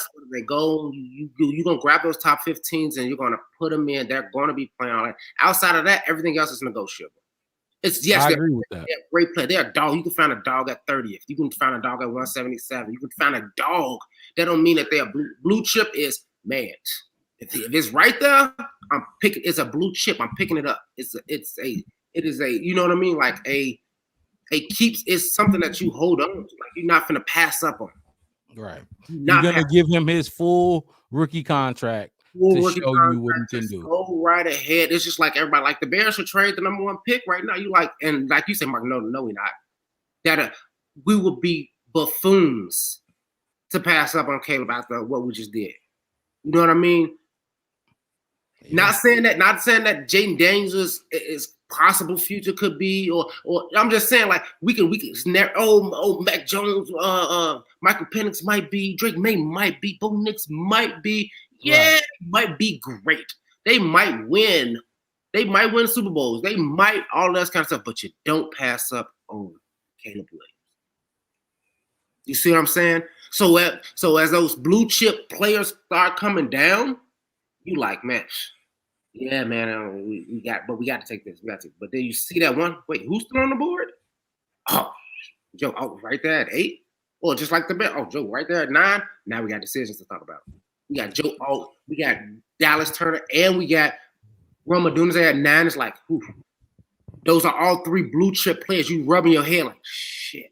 I mean, we can't really go wrong, but what's going to be the best? Right? That's my whole conversation, right? That's what I mean. No, I totally agree. Top 15, like it shouldn't be that much of a, blue chip, but it is. You know what I mean? Blue chip to each person is very relative and subjective to who you're talking to and what team you're talking about. So I definitely get it, but I just got a question for both of y'all. Mm-hmm. Did anybody in this panel did they change your mind on what y'all would do, your respective positions that we were tasked with coming on here and talking about? Did any one of us change your mind about the position you want to take at 9? Anybody could jump in and just yes or no. Was your mind changed? I don't think Wes's mind was changed. Nah, man, I'm not getting no Joe Alt jersey. Hush! I'm not getting a Joe Alt jersey. Why would you do that? You can get a Caleb Williams jersey. Right. Number 0. I ain't getting no Odunze jersey either, though. Like what? Odunze. before I get a Joe Alt jersey. I'm getting a DJ Moore jersey and a Keenan Allen jersey before I get a Roma Doomsday jersey. All on before Joe Alt, and even like the defensive line. Like my whole thing is like, I understand. Like, okay, I'll tell you this. The reason that I'm moving off defense line because we tried that. The same old tricks. We tried to beef up the defense, do all this, take away the ball. Who though? Who? The Bears. That's what we've been doing for forever. The players. We are Bears fans. We know who you talking about. Who you talking about? We talking about Leonard Floyd. Yeah, we tried with Leonard Floyd. We tried. Roquan was a hit. Roquan was a dog. Roquan was a dog. We tried all of that. Tyler was a dog. Jaquan, dog. Stevenson. Yes. You're right. I don't need to name him. We're Bears fans. Eddie. We can go back to Peanut Tillman and Brian Lansbury. Peanut, Erlacher, Briggs. All those defenses. Great defense. Dogs, Hall of Famers. People still got jerseys wearing them every single day. What we got in the trophy case? Yes, so I'm not swayed on the defensive line. Offensive line, I can understand if it's one man, and that's my favorite offensive line. Oh my God! Every time we get to the offensive line, it comes down to one guy. I am not taking all those other offensive linemen because it's gonna be. And I am not taking them wide receivers at 9. I'm not. Man, if just like you saying, you're not taking all them offensive linemen at 9. I'm not taking all them wide receivers at 9. Yeah, it's the same shit. You take it. It's 3, or possibly 4 if you really want to argue the fact. There's 3 D linemen, yes, not wide receivers. It's 3 wide receivers, 4 wide receivers that can go top 10. Top 10? Oh, we not top 10. We is 9. And maybe even maybe Brian Thomas, but that's as I said, arguably you can throw a 4 from there. Brian Thomas ain't going to.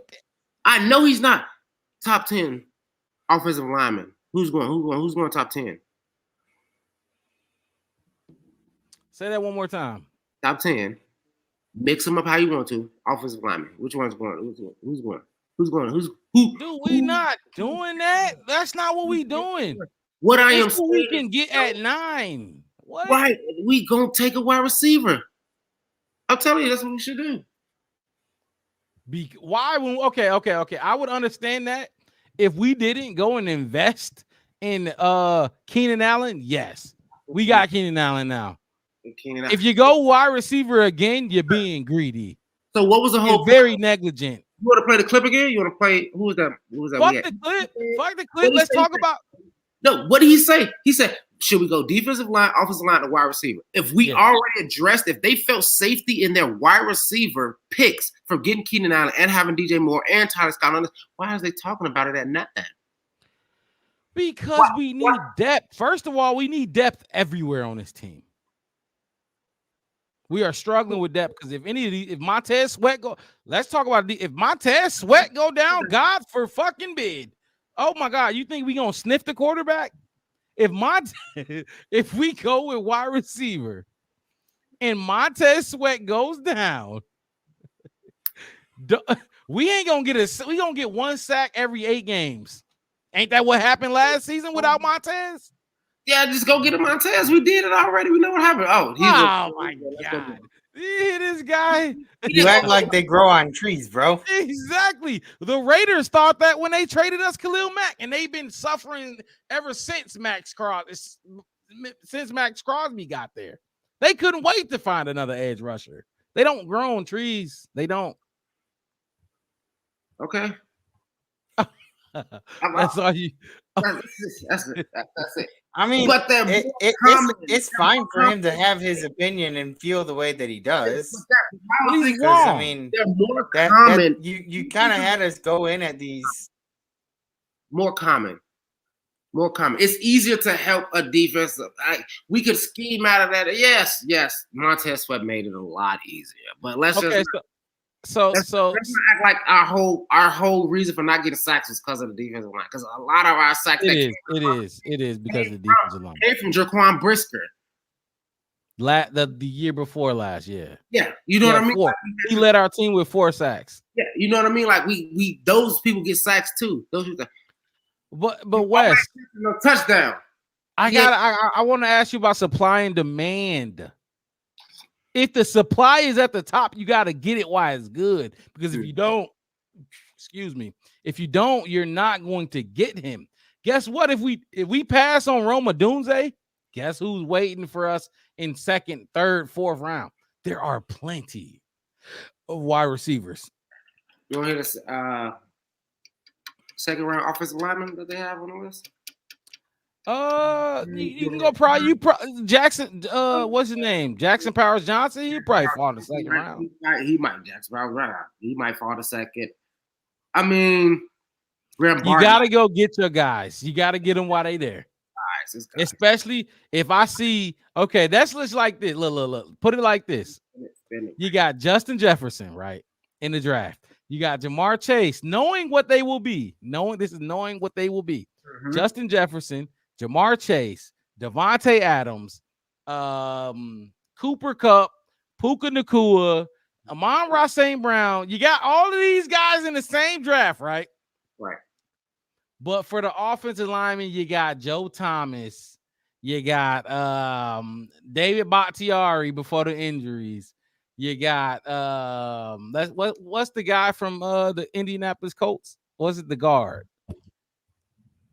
Oh, come on! I know y'all know the guard. We could have had him. The guard. I read an article about it. I can't think of his name. The guard from the Colts. I hardly ever know the offensive lineman. Let's say Olin Kreutz is in there too. How about that? Don't throw Jason Kelsey in there. No, we ain't gonna go too far.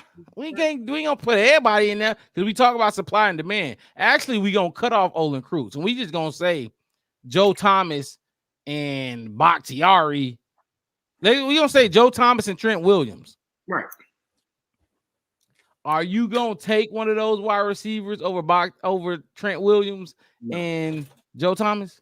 I'll take him. I would Trent Williams. I might over Joe Thomas, maybe. Who? Why? Why would you? So you gonna take Justin Jefferson over Jamar when you can get Jamar Chase anyway? Thomas.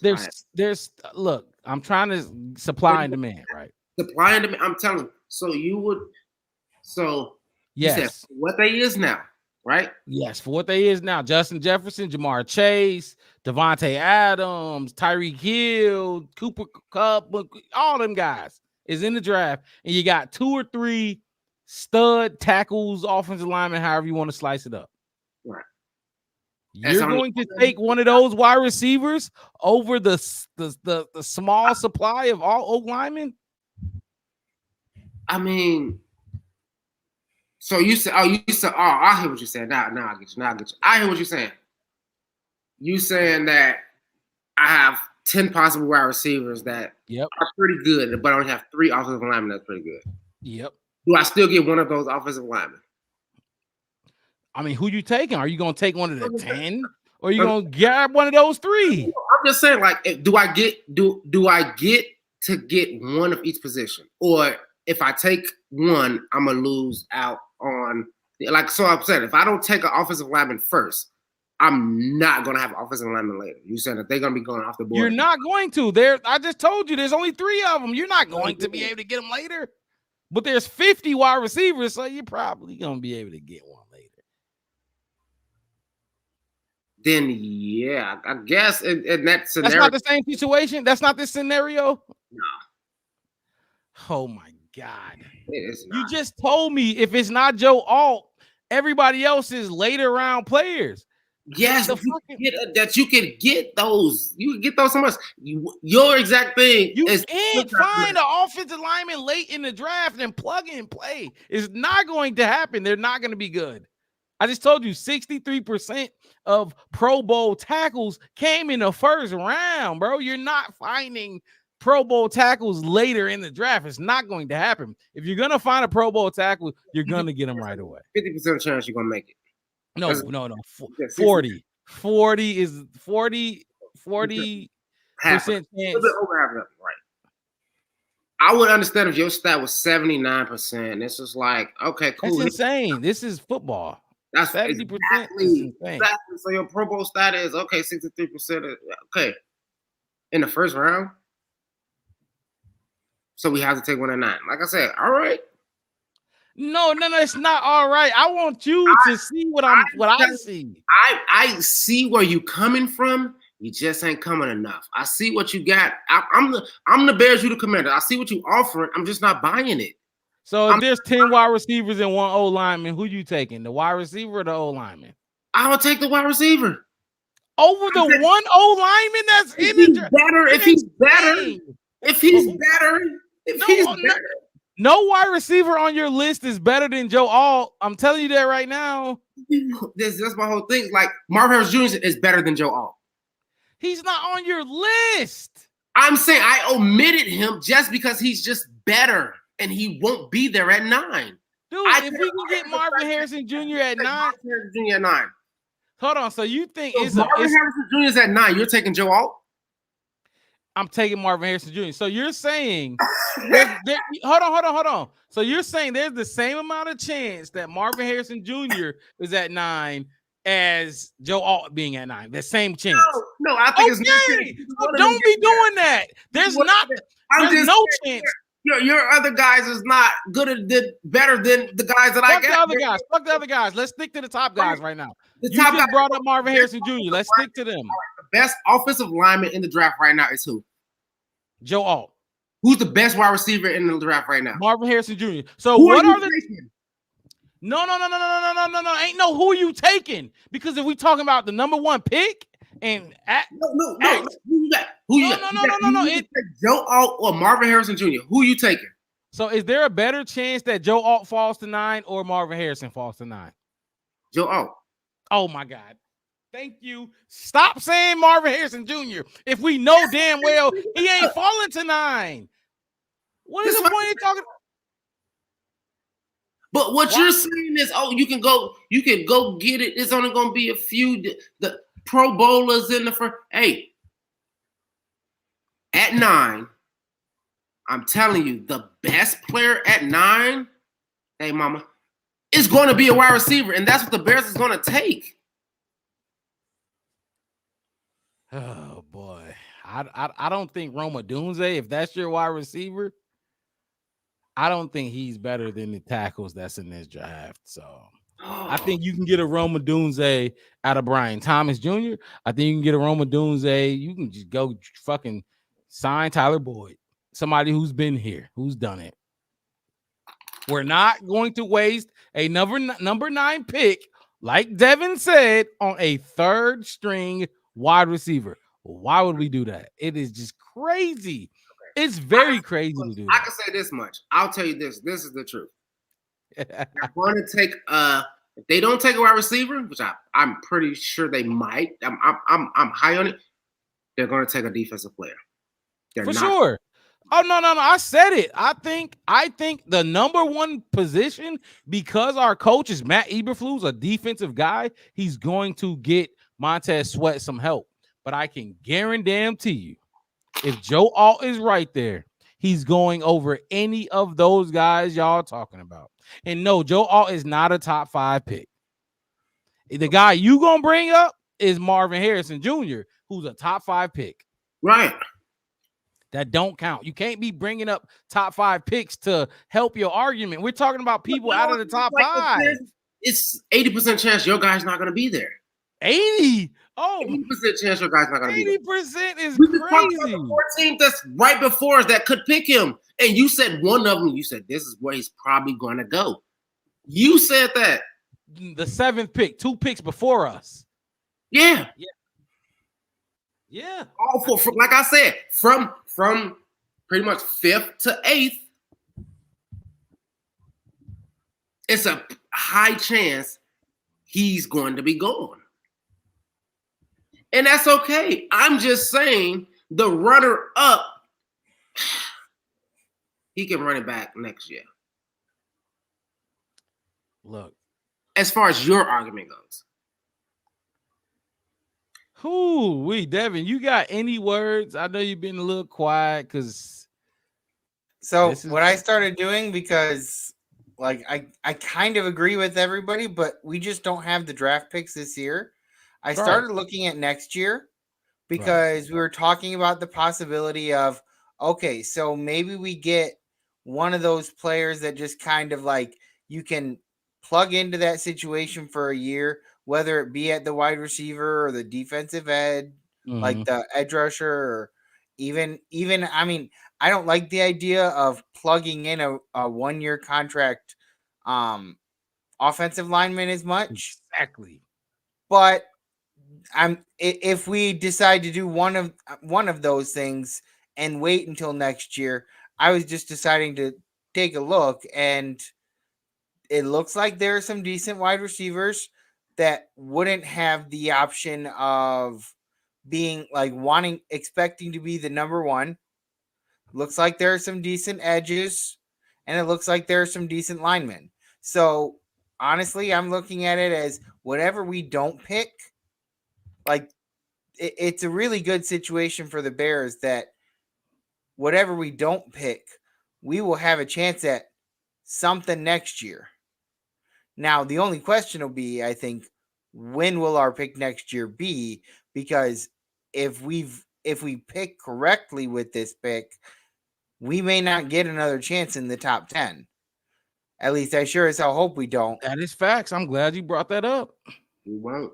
Because like if we play the way that we're hoping that we will, like whether that be with a third wide receiver or new defensive edge or new offensive lineman, we won't get this chance again. So it's kind of hard to know what to do. But we keep talking about liking people like later on in the first round. So we might end up that way next year where it's like, okay, we have a later first round pick. We can go out and get some of these players that maybe we were liking and high on this year that you can't justify taking at 9. And the trade back scenario, it's really like, I feel like the Bears fans are so high on that trade back scenario because of what we did last year and what we turned it into. And to be quite honest, I don't necessarily know if that'll happen for a 9 pick. It happened for the number 1 pick, sure. But I think last year we traded down from 9 to 10 to for Philadelphia, and all we got out of that was like a 4th round pick. And so to be quite honest, the 4th round pick isn't we'll get a 1st round this year and a 2nd round this year for trading back a few spots. I don't see that happening. So I don't know if we get a 2nd round, which in my opinion, after the 2nd round is when people start to become a little bit more risky with their concept of being ready to plug and play. Look, I don't think we are taking a wide receiver at 9 is very, very greedy to me. It's being very greedy with your team needs. I personally, I don't want to hear all of the excuses that were made. And like I told y'all, I like the guy, but I'm leaning into it. I don't want to hear it. I don't want to hear Caleb Williams ain't have no help, no wide receiver help. He got 2 studs. I don't want to hear he didn't have no offensive line. He got Joe Alt and Darnell Wright. I don't want to hear the coach fucking suck and did this and that and third.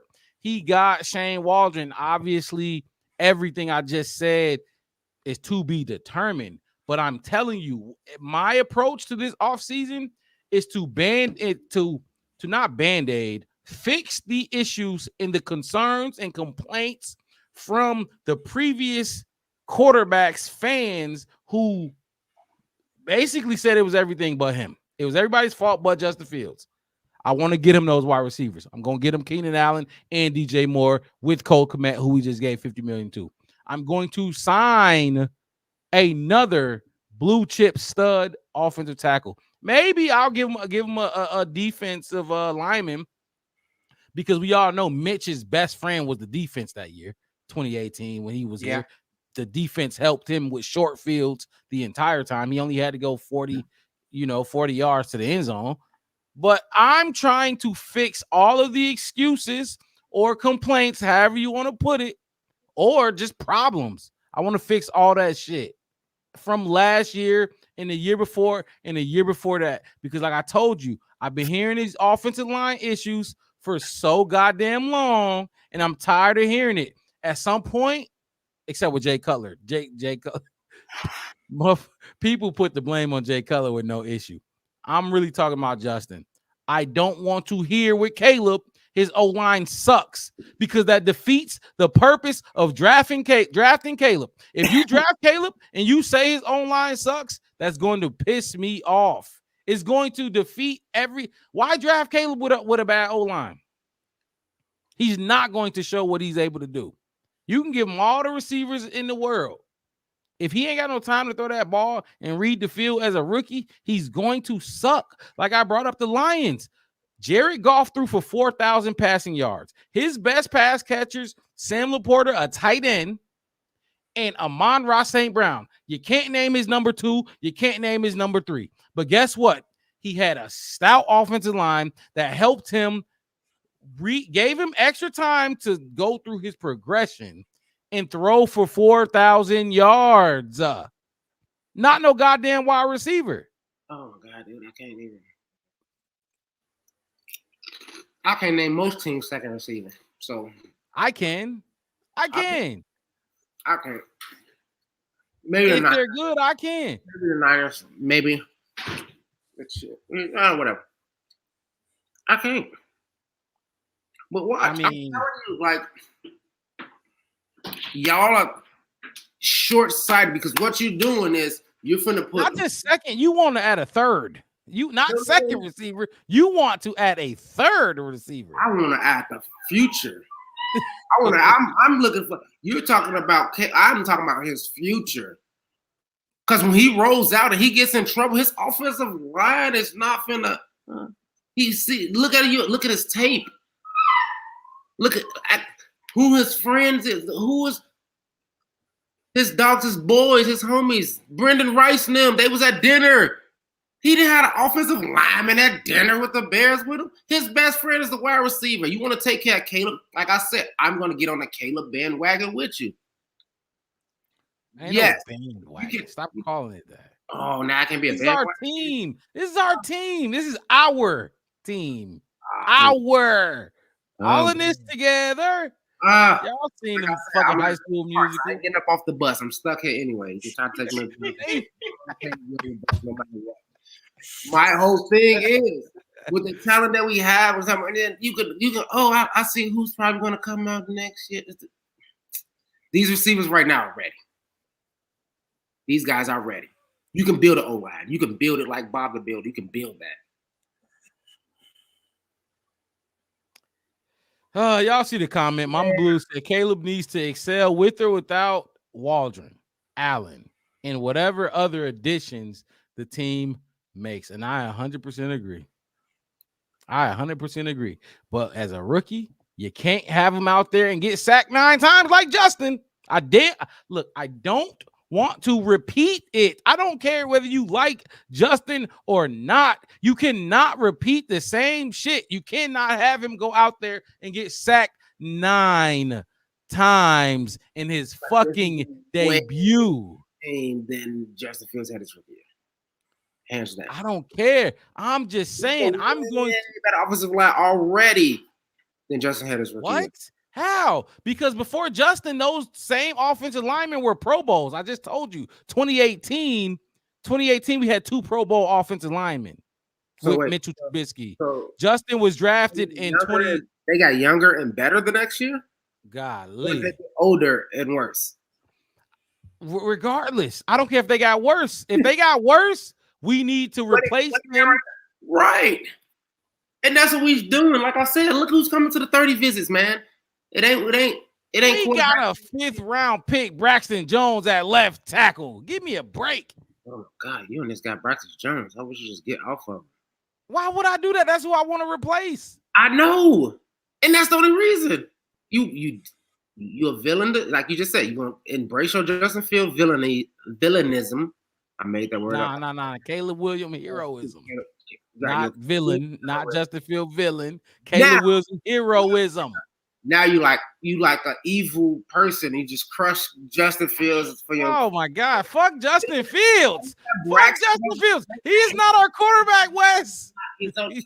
I can't wait. And then let's catch him. Let's get you out. Yeah, can't pass on. That's how you sound right now. Like that. What? Like no. I want to protect our quarterback from going through what Justin Fields went through. I don't want him to go through that. I don't need. It's not going to be what does that for him. It's not his style. It's not what he's going to do. You think Aaron Rodgers had a great offensive line every single year he played? Both times he won MVP, he had a great. I think Aaron Rodgers was a magician back there, and he helped that offensive line. He knew when to step up in that B gap and roll out. He knew that. What do you? I mean, but you just said Caleb Williams is the same person. You see a lot of him in him. So why? Don't say Aaron Rodgers. Let's talk about their quarterback now. Jordan Love. Yes, I do think they have a very good offensive line. We couldn't sniff the dude when he carved us up both games and went on to throw for 4,000 passing yards with who? Christian Watson, Jaden Reed. What is his name? Jatavion Wicks. Yeah. Come on, man. Is his receiving core better than ours? What? You're gonna talk about the Bears versus the Packers? Like that's our thing. That's like I said, we can bring up the Caleb Notre game. I can bring up the Caleb Notre Dame game. Caleb sucked. Look at what he did in the Minnesota game. But I can bring up the games that he did was awesome too. We talking about? Let's talk. Okay, C.J. Stroud. He went crazy, right? 4,000 yards. Guess who's anchoring his left side? Who? Laramie Tunsil. Well, he's ranked in offensive line. What do you mean? Where is he ranked? He's a top 5 left tackle in the game. Oh my God. Trent Williams, Brock Purdy, Patrick Mahomes. They went and got who's their left tackle? Was it Orlando Brown? I think they went and got. Look, they went and what? You have to. They drafted him, or did they went and go get him? No, they signed him. Sign him. What tackle is we gonna get? But I mean, that's only when they're available. I mean, if there isn't anybody available, you can't just be like, well, we're going to just stick with the guy we have that sucks just because there's nobody available and we don't want to draft somebody. Thank you. Okay. Like, you can't just be like, well, you just spend all the money on everybody. Like, you brought up we have $25 million left in cap, but we need to save some of that for our rookies that we draft. And great point. I know we got $10 million to spend. I know how much we got. I'm just saying. Yeah, it's not as much as like we spent a lot of it. Like last year, we had a lot of cap space and we didn't spend as much as I was hoping for. We still got the most. We still got probably one of the biggest cap still out of everybody else. Wes, do you want Caleb Williams to get back there and get killed so you can say, "See, we should have kept Justin"? He's a magician. Do you want him to get killed back there so you can say, "See, we should have kept Justin"? Apparently, he don't need a left tackle. He's a magician. So that's what it is. I'm just going off what you're saying. I'm saying that he's not going to always have Keenan Allen. He's not going to always have DJ Moore. But guess what? Yeah, Jared Goff don't got them either. But guess what Jared Goff got? You got St. Brown. Guess what Jared Goff got? Guess what Jalen Hurts had? Stout offensive lineman. Stout. Okay. And my whole thing is like you're saying, like our entire offensive line is based off fucking Braxton alone. You need to add to it. You need blue player, not 5th round picks. He's a great swing tackle. We don't need another Charles Leno. He's like Charles Leno. You remember Charles Leno, whack ass, and I think he was one of those Pro Bowlers too. Leno was better than him. Who? Leno was better than fucking Braxton. Braxton. I agree. I totally agree. But Leno sucked. Leno was a bum. You like Leno, huh? I'm just not so down on him.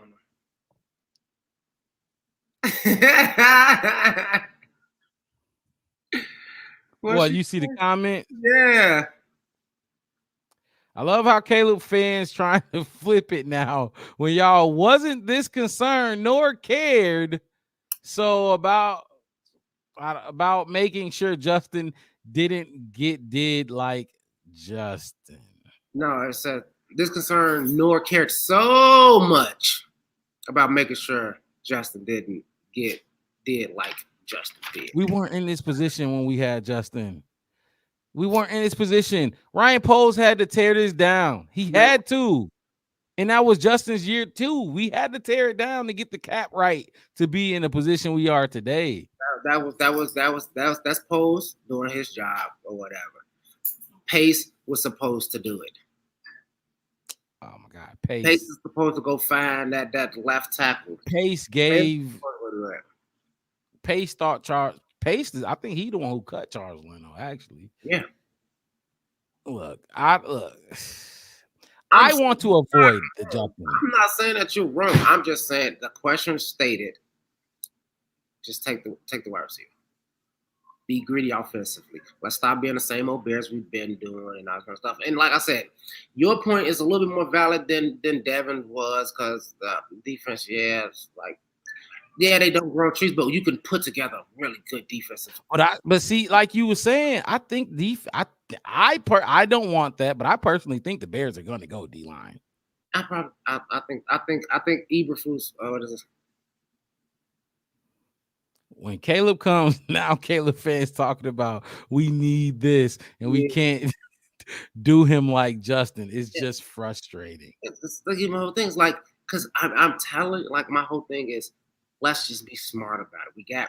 We got more. We're all right where we at in the sense of defense overall, offensive line kind of overall. Yes, Joe. Yes, one of those guys to be a big boost. My whole thing is that everybody talk about it. It's that quarterback wide receiver connection. He got to get that connection, and I think him and Keenan Allen gonna do well. I don't think him and DJ Moore might mesh. I'm hoping they do. I have those kind of concerns. I think put it up now. Put it up there. The next comment. Wide receiver all day. Right there. Rome is the guy at 9. Don't cap. Look, Rome, the thing with Rome, it's about importance. You can go find wide receivers in this draft. But you're not finding a Roma Doomsday. It's like you're not passing on my revenue. You're not gonna do it. You're not gonna. And my whole thing is the trenches. They got rotation pieces constantly. But that wide receiver quarterback connection, just like you said, it don't matter who the second wide receiver for the Lions, because he gonna get that. St. Brown gonna get open. St. Brown gonna get what he needs to get done. It don't matter. It didn't matter that the Patriots didn't have no really good, big, tall, expensive wide receivers because they had Gronk. That was they had Tom. You gonna give it to Gronk? They had Tom. Tom had that Gronk. Him and Gronk had that connection. He didn't need nobody. He really didn't need nobody else. We go back. Alex Smith and Tony Gonzalez. Like we go back to quarterback's favorite person to go to. Everybody complained about Justin Fields staring down DJ Moore. He was his favorite. Before that, everybody got mad because he was staring down. Stop bringing up Justin Fields. But we're Bears fans, so let's talk about Bears players. Because Justin had a lot of faults. I'm saying we can't use him Justin struggled throwing the football. I'm just saying what quarterbacks like to do. They like to find their favorite guy. And like I said, you could bring somebody in. Okay, cool. But this is going to be new. And I just, in my heart of hearts, feel that bringing in a really good wide receiver to be on par and lockstep with Caleb Williams is the best for Caleb Williams. I could see that if they were teammates. And they were like dog teammates like Jamar Chase and Joe Burrow. And I'd be like, excuse me. I'd be like, you got a point. But we're not right on that. I'm just saying, like, they finna be rookies together. They finna get hazed together. They finna endure all this other kind of shit together. They gonna come in together. They don't have to worry. We don't have to worry about if him and that Keenan Allen handshake at the pro day was weird or not, or if he was not looking at him, don't know him, or don't like him. You know what I mean? We ain't got to worry about if DJ Moore still kind of got rid of his guy because he said I'm gonna stand on Justin Fields until otherwise. You don't have to worry about that. Caleb don't have to worry about that. He's like, look, hey, Rome, look, we coming in this together. I got a job to win. You got a job to win. I don't know what happened to Dad, Mama. You know what I mean? Like we got jobs to win. That's it. We're gonna do this together. Yeah, we gotta walk to the bodega and go get some Cambodian breast milk because we rookies, because that's what they hazed us and making us doing it together. We're gonna do it together, bro. We're gonna do it for the next half a decade or plus. I agree. I agree. And I just think we got 11 picks. Y'all, we see some kind of guys that you talk about 68% of Pro Bowl, 63% of offensive line confirmed. We got a first round pick next year. We can get him next year. Next year, we talking about the man's rookie year. I ain't talking about the Bears' future when I talk about why we should take him at 9. Caleb is the future. Right, so feed him with a wide receiver. A third wide receiver? Yes. Dude, you want him to throw 4,000 yards? You want him to put those numbers up there? You want everybody to be happy? Just give him the ball. Let him stretch it out. Let him spread it. You think? Hold on. How many teams in the league got a DJ Moore 1,300 yards, Keenan Allen 1,200 yards, and then you add a Roma Dunze? How many teams? How many quarterbacks have that? You just don't have it. You don't need it. You don't need it. I think your position is interesting. Because, like I said, Devs is obvious for me to say, stop being a good old-fashioned Bears fan and stop worrying about the defense. Let's talk about our offense. Right. So I can give you the Joe Alt conversation. I said, but we need the trenches. We need build right now. We building. We getting it in there. We gotta build through the good teams have. Offensive linemen go down. Yeah, rotate another one in there for the time being. You lose? So you saying if you lose, you lose an offensive lineman, it can struggle. You can struggle. It's gonna get ugly. It's gonna get ugly. You start losing receivers. Okay, how long you gotta stay in the pocket? 10 seconds. Because there ain't nobody. You start losing receivers. The quarterback can make the next receiver. You know what I mean? Tank Dell missed a lot of time last year. A lot of time. Nico Collins missed some time. Quarterbacks make receivers. Receivers don't make quarterbacks. Remember that. Okay. Because 3, I just feel it's a little rich for my taste. It's a little rich to go get another one. I feel like we just got to change our approach at everything. Like, we just got to change. Stop being the same old things, thinking the same old way. Like I said, I'm not off your offensive line beefing it up kind of scenario. I'm just saying not at 9. We could do it out. We could do it out. Mama Blue say, nah, I'm with Dev. Bring our defense back at all costs. Bring our defense back because they won us so many Super Bowls. It's 2024. Sometimes you're gonna have to put up 30 points, 35 points, man. You know you're not gonna be able to win 17 or 14. NBA, like, that's what these leagues want. They want shows, they want highlights, they want to make the game, they want to, you know what I mean? That's why they're getting rid of all these tackles. They ain't making no rule adjustments for wide receivers. They ain't making no adjustments for, you see what I'm saying? They want to see you score. So yes, just cause these persons ain't got 3 stud receivers, so let's be the first. How come we can't be the first to do some shit? How come we can't be the first just to have some receivers go crazy? All 3 of them. Jesus Christ. You think it's not enough football? When you're trying to score 40? It's only one football. It's enough. It's enough to go around, especially, and then on top of you talking about the defense was good enough to take the ball away how many times? So it's the second half, we already was doing that. So you're giving them more opportunities. Hey, DJ, I'm gonna go sit down. All right, Keenan, go get your touchdown. All right, cool. Be right back. Touchdown. You know what I mean? Like, we get more longevity. We talk about Keenan Allen injury history, all that kind of stuff. Like I said, I don't want to see Caleb fail. Sure? I don't want to see him fail. A lot of Bears fans do. I don't want to see him fail. I can't stomach it. I spend too much money on Bears stuff and too much time in my life. Too much time, yeah. All that every week to want to watch him. No, I don't want to see him fail. No, I want to see him go crazy. I definitely do. And all right, look. Is the one.